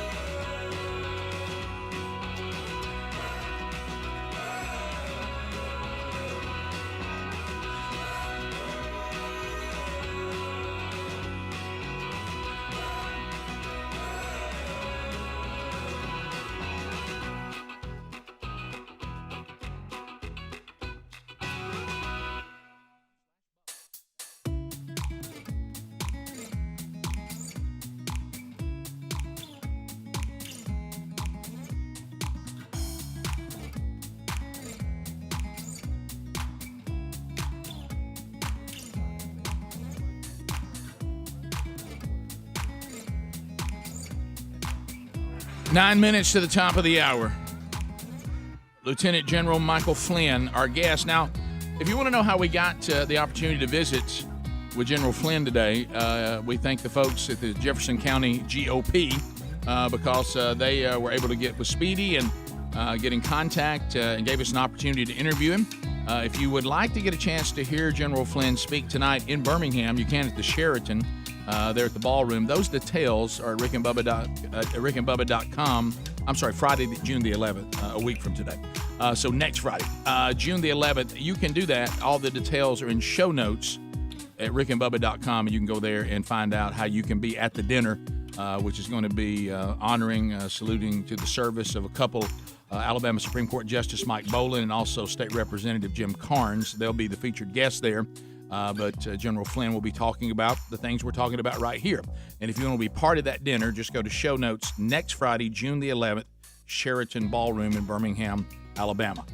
So General Flynn, we were going to the break, and you were laying out truly the state of our country, and this is not a Republican or Democratic issue. I know this world we live in now where it's a mob mentality, and if a mob forms and they come after you and they'll use the branches, like you said, these different organizations within the government. All I can think about watching what you went through, are going through, what other people are going through if they're targeted in this current environment. This is exactly why the Founding Fathers wanted to create a constitutional republic and a constitution that limited the power of the government, because they knew firsthand if a government becomes tyrannical, the people are at risk. And here we are allowing this government to grow and grow and grow, allowing them to have all these different organizations that they can use to come get you anytime they want to. I mean, if they don't like you, they'll send the EPA out to say that, hey, we're taking this land over. They sent the FBI. They'll send other branches of the government. They've proven that they will do this, and the American people, as you were stating, we need to wake up to this and do everything we can to limit that power or to minimize that. So what are the things that the American people can do? Because we talk to them every day, and I'm telling you, there's starting to be kind of a hopelessness saying, do we even have the power anymore? Yeah. So first of all, I want to do a couple of shout-outs because I'm going to do this while I'm on this show briefly, and I'm going to answer your question. Sure. Very succinctly, what people can do, because I don't want people around this country, and I definitely don't want people around Alabama to think that you don't have a voice. You're listening to one, and I will stand my ground against the tyranny that is raising its ugly head in our country. I will just say I want to thank Lara, I think it's Lara Clark, and Judge Perry Hooper for getting me to become part of this Jefferson County Republican Party dinner, honoring really the significant careers of Alabama Supreme Court Justice Mike Boland and Alabama State Representative Jim Carnes. I mean, they're terrific servants of our country, terrific servants of Alabama. And I would just say that it's important that we recognize those who have served our country in different ways.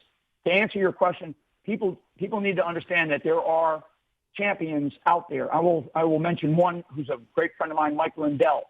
And Mike Lindell just dropped a massive lawsuit that will have to be seen by the Supreme Court. And eventually it will be seen.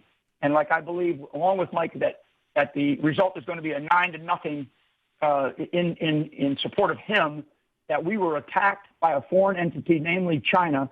And if you haven't gone to frankspeech.com, go to frankspeech.com. Mike's up there talking to the whistleblower, who is only one of a couple who have been able to testify and provide testimony and are willing to go all the way to the Supreme Court if necessary to talk about what happened during this last election. So what I want people to understand is that we must have rule of law in this country, and we have to have it. I mean, there's a phrase, render unto Caesar the things that are Caesar's, and to God the things that are God's.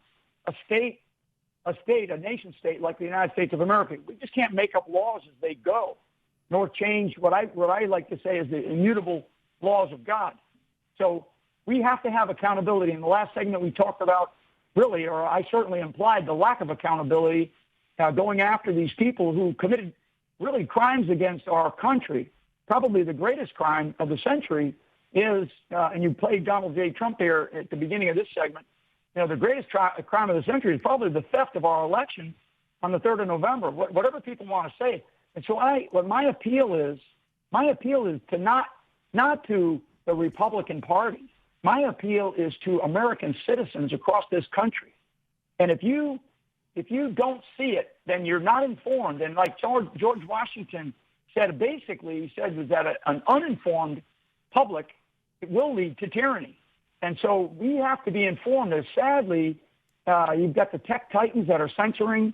You've got incredible levels of political correctness, not only from our political leadership in Washington, D.C., and I use that word leadership in quotes. And I would also say that, we have incredible levels of fake news coming out of our mainstream media. So what we need local action for a national impact. I keep asking anybody that's listening to me, when was the last time you went to a school board hearing or a school board meeting? I mean, we're starting to teach in our schools critical race theory. I mean, what is that? I don't even understand what it is. I've looked at it. It's incredible that we are forcing these issues. So the school boards and the politicians are not responsible for the education of our children. The responsibility goes to the mothers and fathers of those children. So get responsible and step up and go to those school board meetings. If you have never gotten involved in the lifeblood of your local level, your parish, your township, your county, maybe it's time for those leaders. Like I'll throw out. I think it's Tubby Tuberville, who was a great Alabaman, and what did he do? He said, "I'm tired of what's happening in Washington D.C. I'm going to step up." Now he's got a great platform that he came from, and of course everybody knows him. But there's a lot of other people at the local levels throughout all of the counties in Alabama who are leaders, pastors. I mean, maybe local leaders, maybe coaches, and step into the lifeblood of our state, of your state.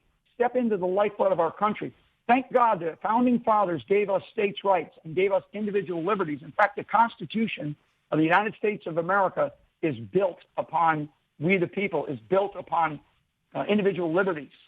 And thank God they did that. Otherwise, we'd be done. We'd be done right now after this election. So for every American, my appeal to you is to get involved, get informed, properly informed, and take the proper responsible actions that you can in your local communities. That's how we're going to take each county back in this country. Jefferson County is among them. Jefferson County, I think, is the largest, most populated county in Alabama. And I think that Jefferson County, the people of Jefferson County, are you satisfied with the way you're living right now? I mean, some people are probably going to say yes. I'll venture to say most people are going to say no. And you got to look at the leadership that's leading you. So anyway, thank you guys so much for having me on, and I really appreciate it. And I look forward to speaking on to honor Supreme Court Justice Mike Bowen and State Rep Jim Carnes here coming up in about a week on the 11th of June. God bless you guys. Yeah, you too. Thank you, General. Thank you for taking time to be with us, Lieutenant General Michael Flynn. Top of the hour. Rick and Bubba, Rick and Bubba.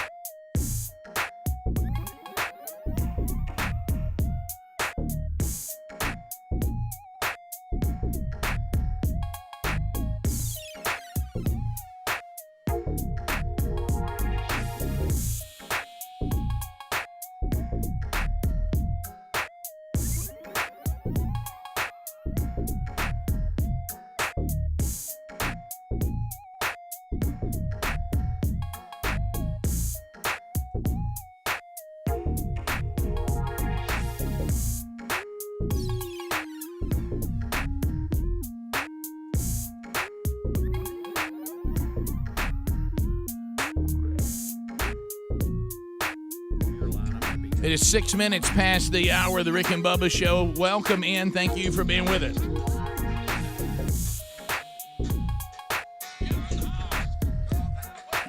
Join us, 866-WE-BE-BIG. Speedy, the real Greg Burgess, Helmsy, and Eddie Van Adler all here. Rick and Bubba University, the podcast, out again this weekend. Our guests, Lance Ingram, former intern Firestone, and also the man who brought us the character, Dr. Lou. He also has a brand new devotional out that he spent 3 years gathering and getting one devotional from 42 different men of various platforms and influence. Bubba and I got a day each, so you have your highs in there, and you got us. I was going to say maybe should have stopped at 40 right, instead of 42. Yeah, when you hear the word 42, I know what you're thinking. Oh, Bubba and Rick were added because of the biblical number 40. And now, look, we understand. It certainly hit me when I fair. saw it. Hey, I thought of it. Fair assessment. Yeah, it's a fair assessment. That's what I thought. But we'll talk about that on the podcast this weekend, so enjoy that. It was really good to visit with him and reflect on his time on the show. Yes. And because many of you have always said, hey, who is Dr. Lou? Well, you're going to meet him. Yep. Did not know the wig you wore where it came from. Yeah. So look at that. Also, this hour, we will talk to one of our favorites, Jonathan Evans. Jonathan Evans has a brand new book out, Your Time is Now. Your Time is Now. And what does that mean? What is he talking about? We'll talk to Jonathan about that and also remind you about the upcoming Gridiron Men's Conference where Jonathan and I have the honor of joining Herschel Walker and Gary Chapman and Ike Reichard, Charles Billingsley, Phil Waldrop. Jonathan and I will be there as well. Coming up Father's Day weekend here in just a couple of weeks. So we'll talk about that too. All right, so do you want to review? Yeah, we need to review that, and we've not covered. We have, Congress is going to get a report from the military on the UFOs that the military has seen over the years. Supposedly, what they know about UFOs. I thought that in this the month of UFO. Yeah, it's coming out. It's coming out. It has to be June. released by June 25th is the date. Right.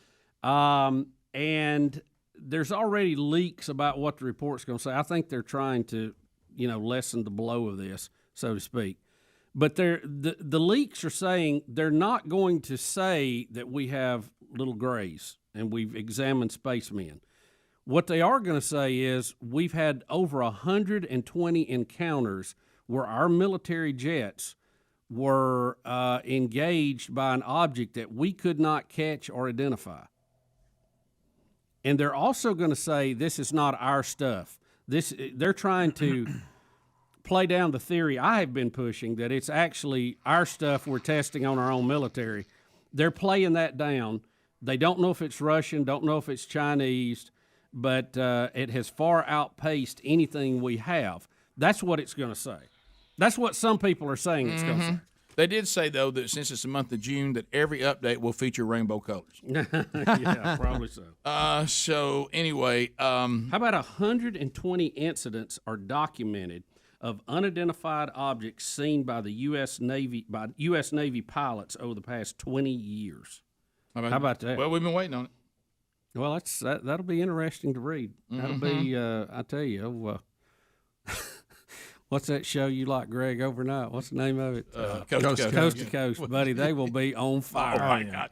They'll be, the knob will be too hot to touch on the radio. Listen, I know this. I mean, a year worth this of shows shows. This shows you that this works.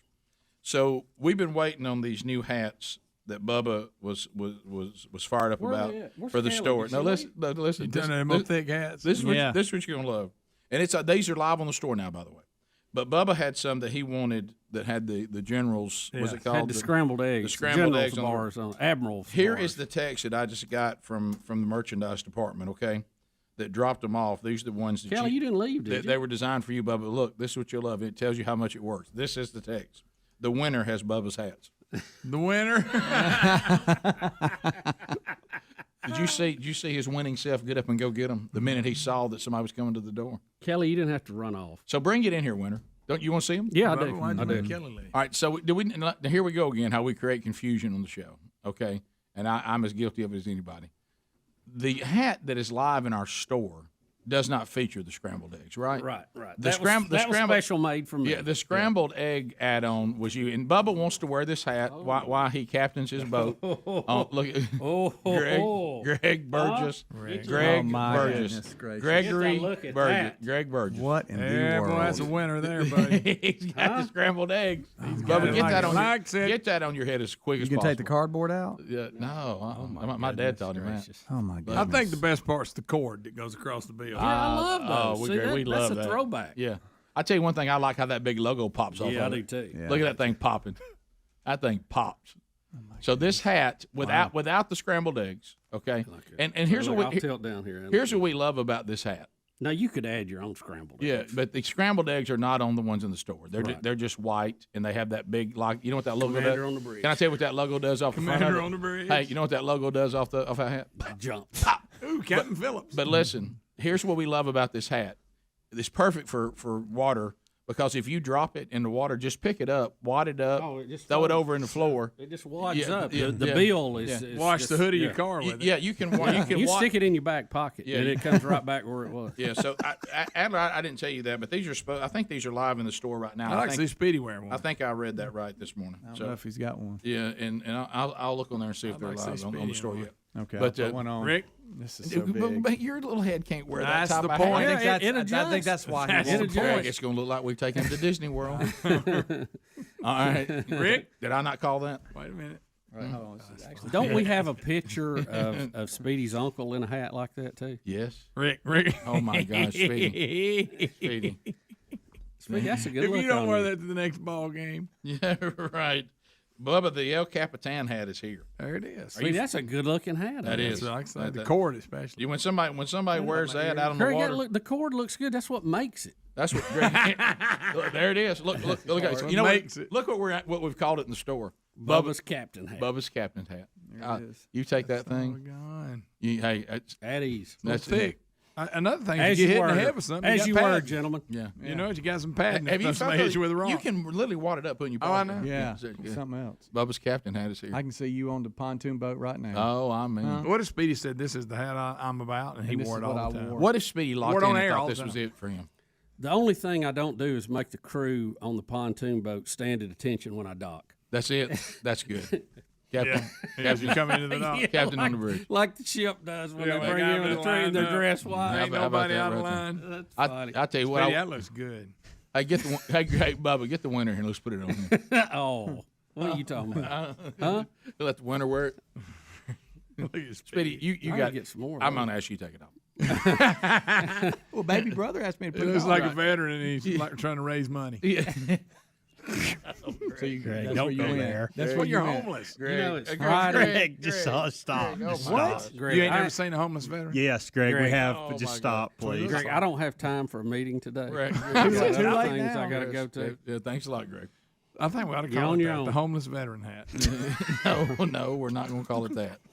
We are not going to call it that. Stop. Let me tell you, that's not. I want to gonna get happen. out of here early today. Greg, we're not going to call it. You just made a lot. ain't going to happen. No.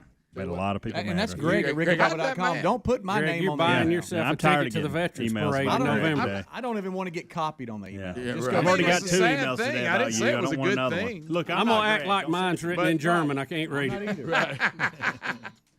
But in honor, But no, you're right. Greg, they walk up and they shake your hand and it has the award they served in on it. And Speedy, what- I'm fit to pull a $5 out of my wallet and give it to you. Greg, you're still doing it. Yeah. It's called Bubba's Captain. Sad. That's the end of it. That's the name of it. That's the name of it. No, Okay. no other name. Look, you've even upset the winner. Rick and Bubba, Rick and Bubba. Thousands have straightened their teeth with Candid.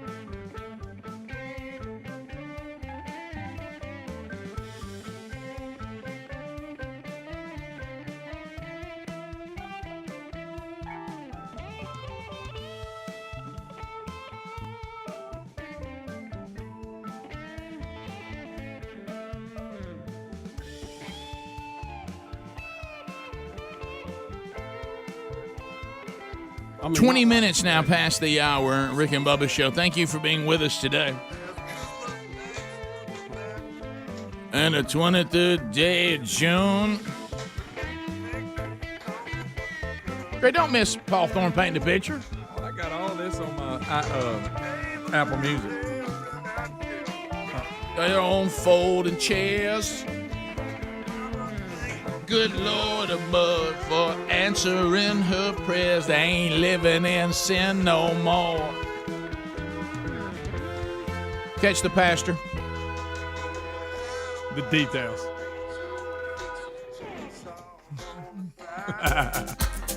The box in this love and Alabama's feels so right. Then he did too, and throw a bouquet in the air. Are they leaving, Greg? And a black fiber. Yeah, the men are rising their hair. They ain't living in sin no more. Got another email this week. Hey, went to see Paul Thorne. How come he's not on the show anymore? Thanks, Bubba. Yeah, Bubba, why don't you send him one of them hats and try to be like the olive branch? Yeah. That's good, Greg. That's a great idea. Yeah, I think it is. It's a great Put him idea. that in a spatula. Look, Greg. Now you think. Greg is not going to get out from under his veterans coat. It's that easy. But what I was saying, Speedy actually was stolen valor. He was faking that he was a disabled man. Greg, no, why even go down that road? Wait, can I just say something real quick? Somebody just tuned in and thinks that's what I did. Okay, they don't even know what you're Rick, talking about. stolen valor. Hey, By the way, those people. Rick, I got hung on YouTube he's on those watching a bunch of stolen valor when they call him out. And you can't quit watching. Hey, every morning I come in, he's on another one. I love he's it. on. By the way, Greg loves to watch the YouTube channel where people who are trying to steal valor get busted. Yes. Oh gosh. They get busted. And they See, try, I love Billy Ray Valentine when he did it in Trading Places. Agent Orange. That's funny. That's awful. Still got That's your one of the funniest things. El Capitan hats on. Staying with it. Yeah, Greg Bubba's got his El Capitan hat. Captain Phillips. Hey, Don't go around the Horn of Africa. Let's hit you with this year, America. You will not believe. I'll give you the. We're not going to review the interview. Nah, it's too late now. It's too far ago. Yeah, to promised land. So now I want to clarify to make us feel a little bit better. Okay. This is I didn't even know we had this. Did you know we have non-voting representatives of Yes. Washington, D.C.? Yes. I think we need more. Well, because D.C. is not a state, it was set up not to be a state. Correct. Because it was going to be the home of our nation, of the federal government. Mm-hmm. It's almost like it has a special place. But since they're not a state, they're not represented in the Congress, they're not represented in the Senate. So the people that live in D.C. has had a burr about this for a long time. Yeah, they have. We see that going on now. And there's an attempt to get them. So a what vote. they do is they have an election and they actually send people to the Congress, and the Congress actually seats them, but they don't allow them to vote. Well, but the they can make Introduce speeches bills and stuff. All right, so let me tell you this: if you are for giving them the power to vote, today's a setback for you. Well, I'll say this: I'll give them the power and take AOC's vote from her. Okay, but Greg, but this is Maybe we can do but that. Well, this, but it's Greg, not this would- about this would- giving them the vote now. It's about having the Democrats have control of the Senate. Right. It's really not about that anymore. But So- if you're trying to make the case that that's a vote we need, I know. today is I not the saw story this. for that. saw I don't know if y'all seen this. Yeah, we did that one earlier. Delegate Eleanor Holmes Norton, the non-voting representative of Washington, Which D.C. in this case is a good thing. So says the lack of female crash test dummies means that vehicle collision risks for women are not adequately studied.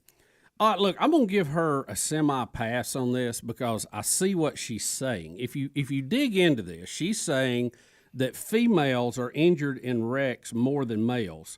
So maybe we're not doing the research on the female anatomy in a crash like we have done with the males or the babies. It probably needs to be looked at, but I don't think it's. So they don't do different size. I don't know. That's what I'm saying. I don't know. I don't think a crash test dummy is an adequate representation of the body of any real human.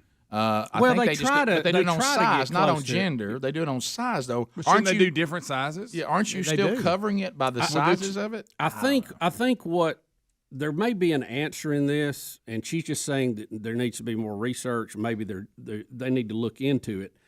But I think it may be this simple that and it goes back to the point we've been making. On average, the female body is not as strong. It's not as muscular. The bone density is not the same as a male. So given the same force of a crash, a female would probably have more injuries than a male. I'm just going to use what I call dumb logic on that. Right. That may be what she's seeing, and that may be, but she's asking, why can't we study it? And I don't know. But why would have anybody, if that's a legitimate It's not argument, as dumb as what the headline makes it sound like. But wouldn't you just ask that question and go, "Hey, are we doing this?" Why would it have to be gender equality? You see what I'm saying? Well, she's tried to get cute and tie it into Couldn't all you just this go and gender go, "Hey, stuff, have y'all which- thought about it?" They may have. They which may is make a not the way to get it done, really. What if they put one look like Dolly Parton in there and let it go? I Then thought. they put it, Well, here's the thing. I thought In other words, the airbags is already deployed. Yeah, that's good. That's good. I'm not an expert. Thank you, Captain. I'm not an expert, Cap, on crash test dummies, but I thought they were genderless. I thought you had adult crash test dummies and you had baby crash And I test dummies. assumed they went different weights and heights. I assumed. I guess I was wrong. Yeah, They may not. They may just have an adult, and they may just have a child version. See, I don't know, but that's a fair question. It just seems to me, though, in the political ring, this shouldn't be. Hey, people that are testing cars, have we checked to make sure that we're doing this? I mean, I don't understand. I think she's grandstanding, almost like that we're somehow against women. Yeah, well, that's she's, what's she's about going it, that yeah. route. Mm-hmm. I mean, if it's a problem, it could be addressed without making a big well, political she statement. should keep it in the science Yeah. window and not move it into gender equality. Which is what she's doing, because right. she thinks that's a hot box now that we can get anything pushed through, so to speak. Yeah, because she makes it sound like You that. saying Like, hot box with that hat on? I don't know. Yeah. I mean, she makes it sound like that we went and we want to do this and they're refusing to do it because they don't care about women getting injured. Right, That's the way she's portrayed. I think that crash test dummy. It looks female. Yeah, I don't. I don't It think looks she- like a female with Speedy's hair. I think we're going to find out. Or lack of. I think we're going to find out these researchers are going. You think we don't take into account different body types? Are you serious? She was talking about neck, the strength of your neck and different things when it comes to the women. But and what? She's skeletal assuming. strength. But she's assuming they don't do that. I don't know. We may ask that question. The people doing the Right. test go, absolutely, we do. Well, that." I think somebody else would have thought of this before. You know what they would Yeah. will probably say is, what would you want us to put a wig on it? So does that make it more? We're just Are we trying. gonna be anatomically We're correct? testing the impact on the human body of crashes, and we've taken into account different sizes, different body types. But we don't put a gender on a crash test dummy. Do you want a wig on one? What do you want? Here's the thing I too. mean, The shape of the outside of the body has nothing to do with it. They have sensors on the input, and they say on the inside, and they say, look, you slam into a wall. We tested this many pounds per square inch pressure on someone's chest. It's the same on a female that it is on a male. Well- It's just the female would be injured more because their bone structure's not the same. Correct. She actually, Rick, by trying to be cute, will end up proving the point that male shouldn't be competing in female sports. And there you go. And Rick, we said this earlier. They actually tried it one time, but the female kept telling the male how to drive, and they couldn't get the test done. There we go. I saw that one coming. Backseat driver. and I tried to be quiet so you wouldn't rush it. That's hilarious. Okay. Well, don't get a ham start on that because he pretty much trashed his wife. Yeah, what are you talking about? That email you got. thank you, Greg, Oh, for okay. that, for That's- bringing that back up. I meant facetious. Thank you. People just they don't. It's tough out there today. Let's It be is. let's be lighthearted. Hello. Okay, it's What's a up Friday. again? Just Hello. calm down. You It's don't tough. know Rick, me. Rick, Don't know Rick, my Rick, wife. y'all Don't know look, what she gets y'all mad look. about. Well, maybe they've already worked on it. Well, Yeah. there it is. Well, like and it. pregnancy would be one that you'd certainly want to look at. Yes, I and I mean, bet surely they have. I High bet pitch. they have. Bet they have, Greg. If I'm at the research, if I'm at the research place, I would say, would someone inform Eleanor that we've thought of all this? I just can't that we believe do all this. I think she's trying to be sharp and act like there's a victim here, and there's not a And victim. they're trying to get her some PR to act like a representative from D.C. actually helps out the cause or matters. Right. Jonathan That's really what Evans. it is. Jonathan Evans is standing by. We'll come back. We'll talk with him. The new book, Your Time Is Now. We'll talk to him about that and what's going on with Jonathan Evans next. Rick and Bubba, Rick and Bubba.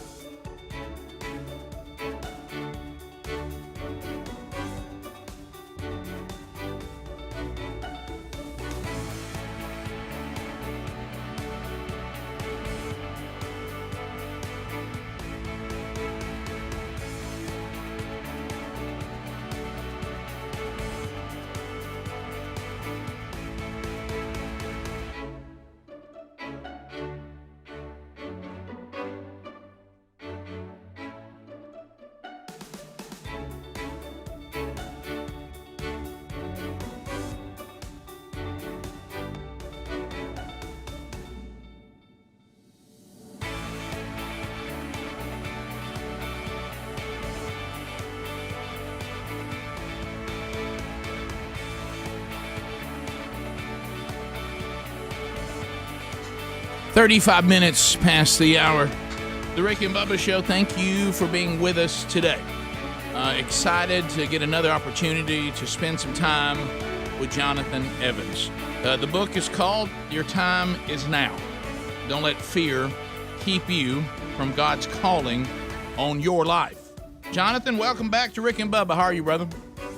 I'm doing great. How you doing? Well, you know what? We're fired up and ready to go, and really looking forward to getting to spend some time with you again. I hope it works out. I'm not sure what the schedule is with you speaking and me speaking, but I plan on being there for the whole weekend just to benefit from hearing the other guys and some stuff we're doing with themanchurch.com with our resources and stuff. But looking forward to being with you in a couple of weeks at the Gridiron Men's Conference. That's always a great conference. It's a great lineup again this year, and I know that you and I both, honored to be part of it. So looking forward to seeing you in a couple of weeks. Absolutely, man. Can't wait. So the book, first of all, I want to just tell you that how much we respect and love your family, which kind of ties in to the book and the topic. You guys have been through a difficult grind lately in your family, and I hope you felt the prayers of your brothers and sisters of the faith. And just once again, not surprised, but I love how you and your family have carried out your lives, including a time of difficulty and loss of family members. Your mother going in to receive her glory. The other things that happen with other family members. It's just, you guys went through, sometimes you look around and you think these things come in waves, and you guys have definitely been through a lot. Yeah, we definitely have. It's been a struggle the last couple of years, and I appreciate what you just said and the sentiment you gave. But, we just believe that faith carries us through, and we can't just talk about it. We have to walk it out. And as we've walked it out, we've definitely experienced how you get girded up as you continue to wait on the Lord. So we're just happy to know that where my mother is, and happy that she's experiencing the victory that we already have. Well, Jonathan, Bubba here. We were just looking at a picture of your family. Man, what a family. I mean, wow. I bet y'all have quite the get-together, huh? Yeah, we definitely have quite a get-together now. I've got 5 kids personally. My sister's got 5. My other sister's got 3. We got. My dad's got grandkids everywhere, great grandkids. I mean, we get together, we have a good time. Well, that is a sign of a blessing for sure. Most of the time, a family's just glad if they can get a flag or touch football game up. I mean, you guys can have a softball league. I mean, y'all got teams galore out there. Yeah, we can definitely have our own. We can have not only have our own team, we can have our own league. Yeah, you could. It's great, and so let's talk a little bit about what's going on with the book, because it's so true that when the curriculum that we have, that we put together with themanchurch.com, we realized the first 5 weeks of it, if you do it, we have the title Identity on that. And you talk about this. If not just men, I mean, right now God's called me, and it seems like with you two, a lot to men's ministry because, our adversary realized a long time ago, you wipe out men, you wipe out a lot. You guys did the movie Kingdom Man and all these attempts to get the churches to realize we got to reach and disciple the men to counter what Satan has done. If he has correctly identified, hey, take this guy out, and you cause a lot of problems, if we go and reach and disciple that same man that God gave that same influence to, we'll correct a lot of those problems like a counter move in this spiritual war. And you've done a great job in your family with that. But one of the things that you talk about even in the book is there was a time in your life where your identity was a little up in the air. It was your pursuit of professional football. Hey, my dad is this outstanding warrior for the kingdom. I'm kind of over here in his shadow, and I'm having an impact for the kingdom vicariously through my dad as I pursue my identity in football. And you talk about the process, and you use a great analogy of Moses and Joshua early on in the book about you have to understand that eventually it's your time. And I know that your dad has prepared all of his children in the ministries with all your siblings that you don't have a ministry or an impact to the kingdom just through me and through your mom. You have your own, and talk about that process in your own life with a dad and a mom that were so well known in their own right. Yeah, absolutely. I think that's one of the toughest things that my mom really, really helped me with is that, I love my dad and honor my dad, and I know that my dad is great. But sometimes that was the very thing that produced the fear to not step out and do what I felt like God was calling me to do. Because if I felt like I couldn't do it like him, then that means that I wasn't really as necessary to the kingdom. I mean, why do you need Jonathan Evans if you got Tony Evans? Right. And so, as a son, I thought, well, why would Michael Jordan's son try out for the Bulls? That doesn't seem to work out very well. So, right.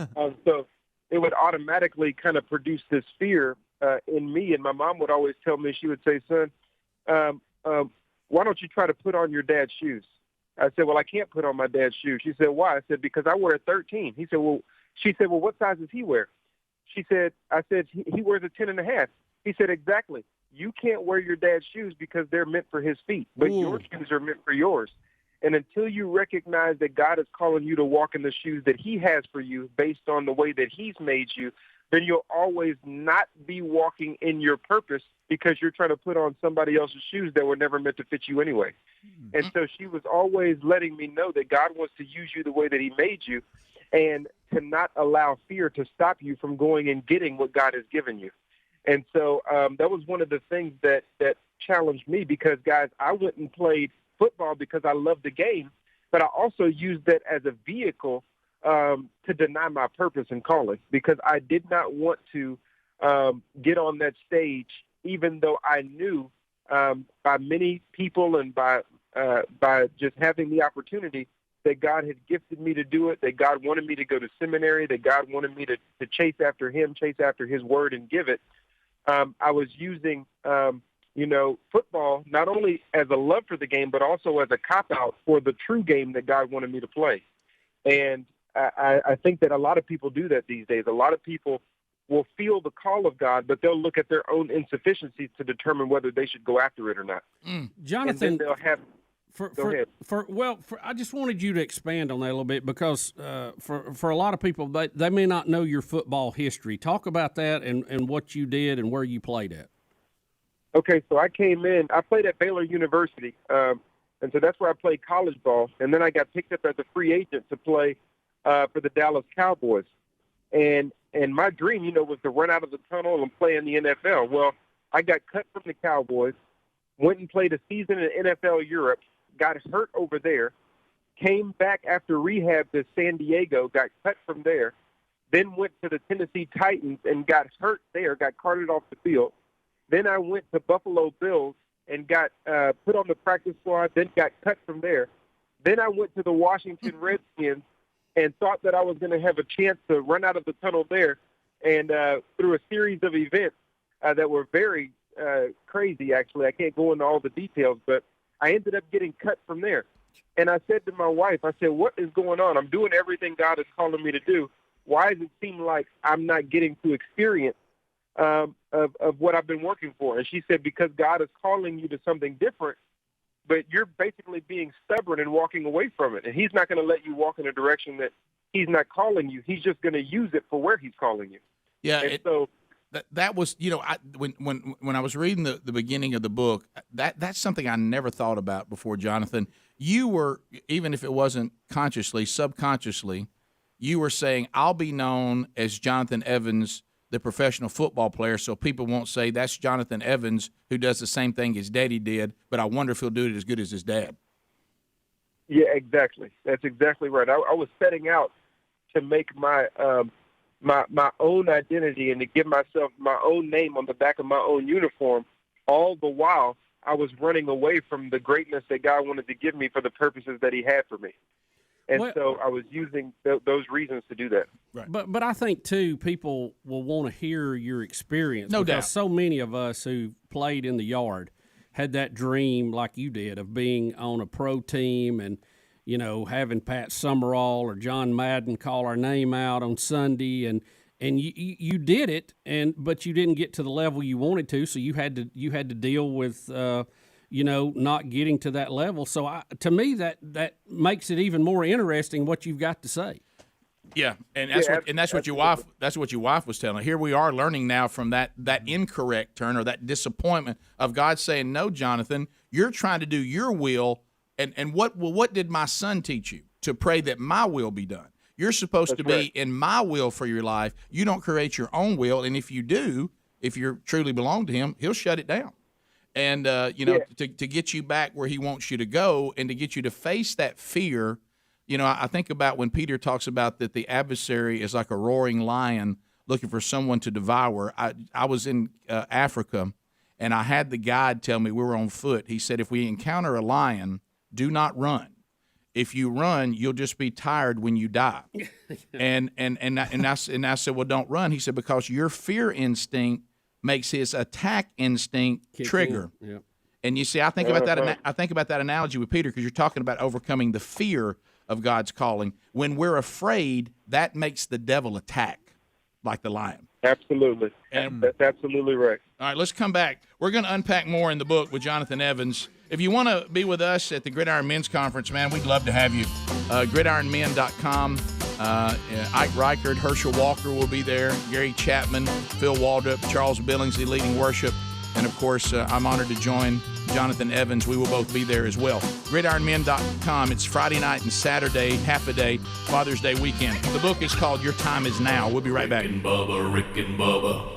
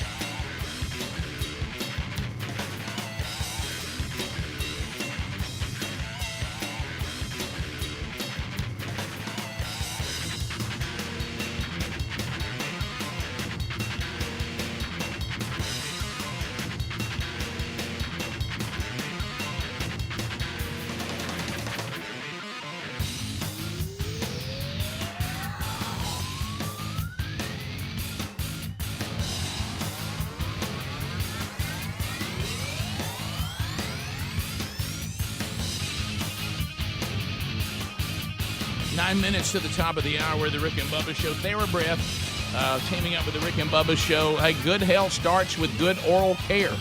Get the best you need from TheraBreath. It gives you the 2-for-1 benefits. You'll have much better oral care, which that's important to your overall health. Plus, you get freshness of breath. I mean, let's face it. A lot of these things, when you don't have good breath, they don't go after what's causing it. TheraBreath was developed by Dr. Harold Katz, helping one of his family members, his daughter, to overcome, losing their confidence, thinking, I don't know why I'm having this problem. Well, he found out why and created all these formulas that you can get at TheraBreath.com, and they've got something for everyone. Use the toothpaste, use the oral rinse. They've got stuff for dry mouth. They also, they protect you against gum disease. You can get it at retailers everywhere, but you may just want to go to TheraBreath.com. Tell them Rick and Bubba sent you there. Usually we got some coupons for you there, too. TheraBreath.com. There's also a link there at rickandbubba.com under the sponsors button. Talking to Jonathan Evans. The new book, Your Time Is Now. The official release date is June the 8th. However, if you want to get it on the pre-sale wherever books are sold, you certainly can do that. So, Jonathan, when you think about what we just talked about, your story and your identity, and like Joshua, you're standing in the shadows of your Moses in your life, which is your dad. But your time is your time. You don't live it through your dad's impact. You try to find a new identity. We talked about that. But one of the things that you think about how God, the things that he will do, your dad, if I have this right, was the chaplain for the Dallas Cowboys. And now you are. I mean, so, here you were wanting to run out of the tunnel for the Dallas Cowboys, but now he has you discipling the members of the Dallas Cowboys like your dad did. And so talk about what that was like. Well, yeah, absolutely. It kind of feeds into that story. I was wondering why, the NFL as a player wasn't working out for me. I mean, everything that could go wrong did go wrong. And then when I finally stopped fighting against God and went to seminary, while I was in seminary, while I finally put it down and picked up what God wanted for me, while I was there, I got a call from John Kitna. And he called me and he said, hey, I want you to come to the Dallas Cowboys and be the chaplain. And so it was very interesting because I went back in to the Dallas Cowboys, and DeMarcus Ware, who I was in the same draft class, came up to me and he said, man, where's your locker? You're back to play. I said, no, I'm not back to play. I'm actually back to be the chaplain of the Cowboys. And he said, you got to be kidding me. I said, absolutely. I'm here to be the chaplain for the Dallas Cowboys. And ever since then, I've been running out of the tunnel, and I realized something. I realized that God allowed me to do what I was doing. God allowed me to go through all of those things in the NFL so that I can minister in the place of my former misery. And so what God was doing was making sure that not only did I have book knowledge, but I had experiential knowledge so that I can be the best minister I could be and run out of the tunnel for the last 10 years. Wow. Mm. And you I know like that term, too. And you know things about being a player that a chaplain who never played wouldn't have known. That's exactly right. That's exactly, we serve a great high priest who can sympathize with our weaknesses. And the reason why he can sympathize is because he lived it out. He walked it out. And so God put me in a position where I'll never forget. My mom told me, Jonathan, your greatest ministry will come from your greatest misery. Yes, and always. So when you understand that God uses it all, you understand that he always wanted me to run out of the tunnel, but not my way, his way. But how about you are running out of the tunnel then? So that's right. Let me give you a quote from your book, and you know it because you wrote it. But I want you to expand on it. When you stand before God, you aren't going to be graded on how you played the secular game of life. You aren't going to be graded on the things you ran yourself ragged pursuing for fun. When you stand before God, you'll be graded on one thing and one thing only: your spiritual work. God will be evaluating whether you actually did what He created you to do. So, man, listen. At every game when I played football, I was always thinking about the next day. I was always thinking about that. Every football player will tell you when they play the game on Sunday, they're thinking about Monday. The reason why they're thinking about Monday is because Monday is when the coach analyzes the tape. Monday is when the coach sits you down and say, I only want to know one thing. I want to know if you were bearing the image of the decal on your helmet based on the playbook that I gave you, or were you just out there doing your own thing? That's the only thing the coach wants to know. And so we have to understand that God, as our coach, is going to want to know the same thing. He's put his players on the field to do what they were divinely designed to do for the advancement of his kingdom, so that his kingdom can win the championship that it's going to win anyway. And so when we go see him, that's what he's going to do. 2 Corinthians 5:10 says, "For we all will go before the judgment seat of Christ and be recompensed for our good and our bad." And so what Christians are going to have to realize is it's not about, how many followers you have on social media, how many people you had that respected you, how many buildings you own, and how much money you had in your pocket. All of that stuff may be nice, but what God wants to know is, were you bearing the image of the decal of the blood of Jesus that was shed for you on the cross? Were you doing what I called you to do, or were you just out there doing your own thing? And nobody will have to give any answer because it'll all be on tape. That's true. So when you say your time is now, what I've kind of taken away from this is stop putting it off, stop playing games, understand that and especially in men's ministry, I know you have the same frustration, and I had to deal with this in my own life because I was as guilty as any man. So everything I talk about, I'm talking about me because I've done it, sadly, and embarrassed by it. But men seem to be so gung-ho about achievement until it comes to their spiritual life. And then, for some reason, this same guy that looks down on people sitting on the bench or are coaching from the stands is perfectly okay spiritually to go sit in the stands and not be part of what's going on and has no desire to be a starter. That's exactly right. I mean, that's a great illustration and analogy that you give, that while Adam was in the presence of God, had the instruction of God, had a job from God, and was producing and cultivating from God, when the rubber met the road, and it was time for the rubber for the tire to meet the road and for the things to move forward, he was passive. Yep. Genesis 3:6 says Adam was with her. Yep. And so he allowed things to fall apart. Yep. He didn't execute all the spiritual knowledge that he had, and the whole world fell apart, not simply because Eve talked to a snake. The whole world fell apart because Adam was passive while having all the information. The book is called Your Time Is Now. It is available everywhere books are sold. You can go ahead and get the pre-order. It comes out on the 8th, and we don't have time for it, but there's some cool modern technology in this too. Using these, are you calling them QR code? What's it called? QRCs? QRCs? Yeah. QR codes. I know. See, I'm technically challenged, Jonathan, but it's really cool because you can use these throughout the book too to have an enhancement on what you're studying. Really cool. Your time is now, Jonathan. I'll see you in a couple of weeks. Thanks for being on. Can't wait. Thanks, Jonathan. Thank you. Rick and Bubba.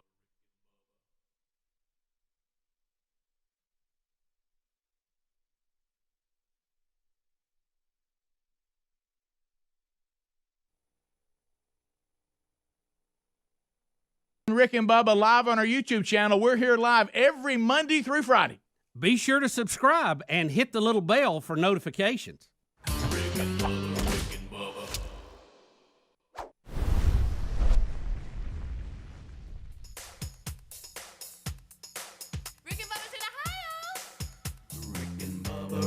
Bubba. Pass the gravy, please. Rick and Bubba, Rick and Bubba. Ooh, it brings me to my knees. Rick and Bubba, Rick and Bubba. I can't start another. Rick and Bubba, Rick and Bubba. Day without him, brother. Rick and Bubba, Rick and Bubba.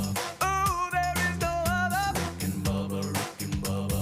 Working on their blubber. Rick and Bubba, Rick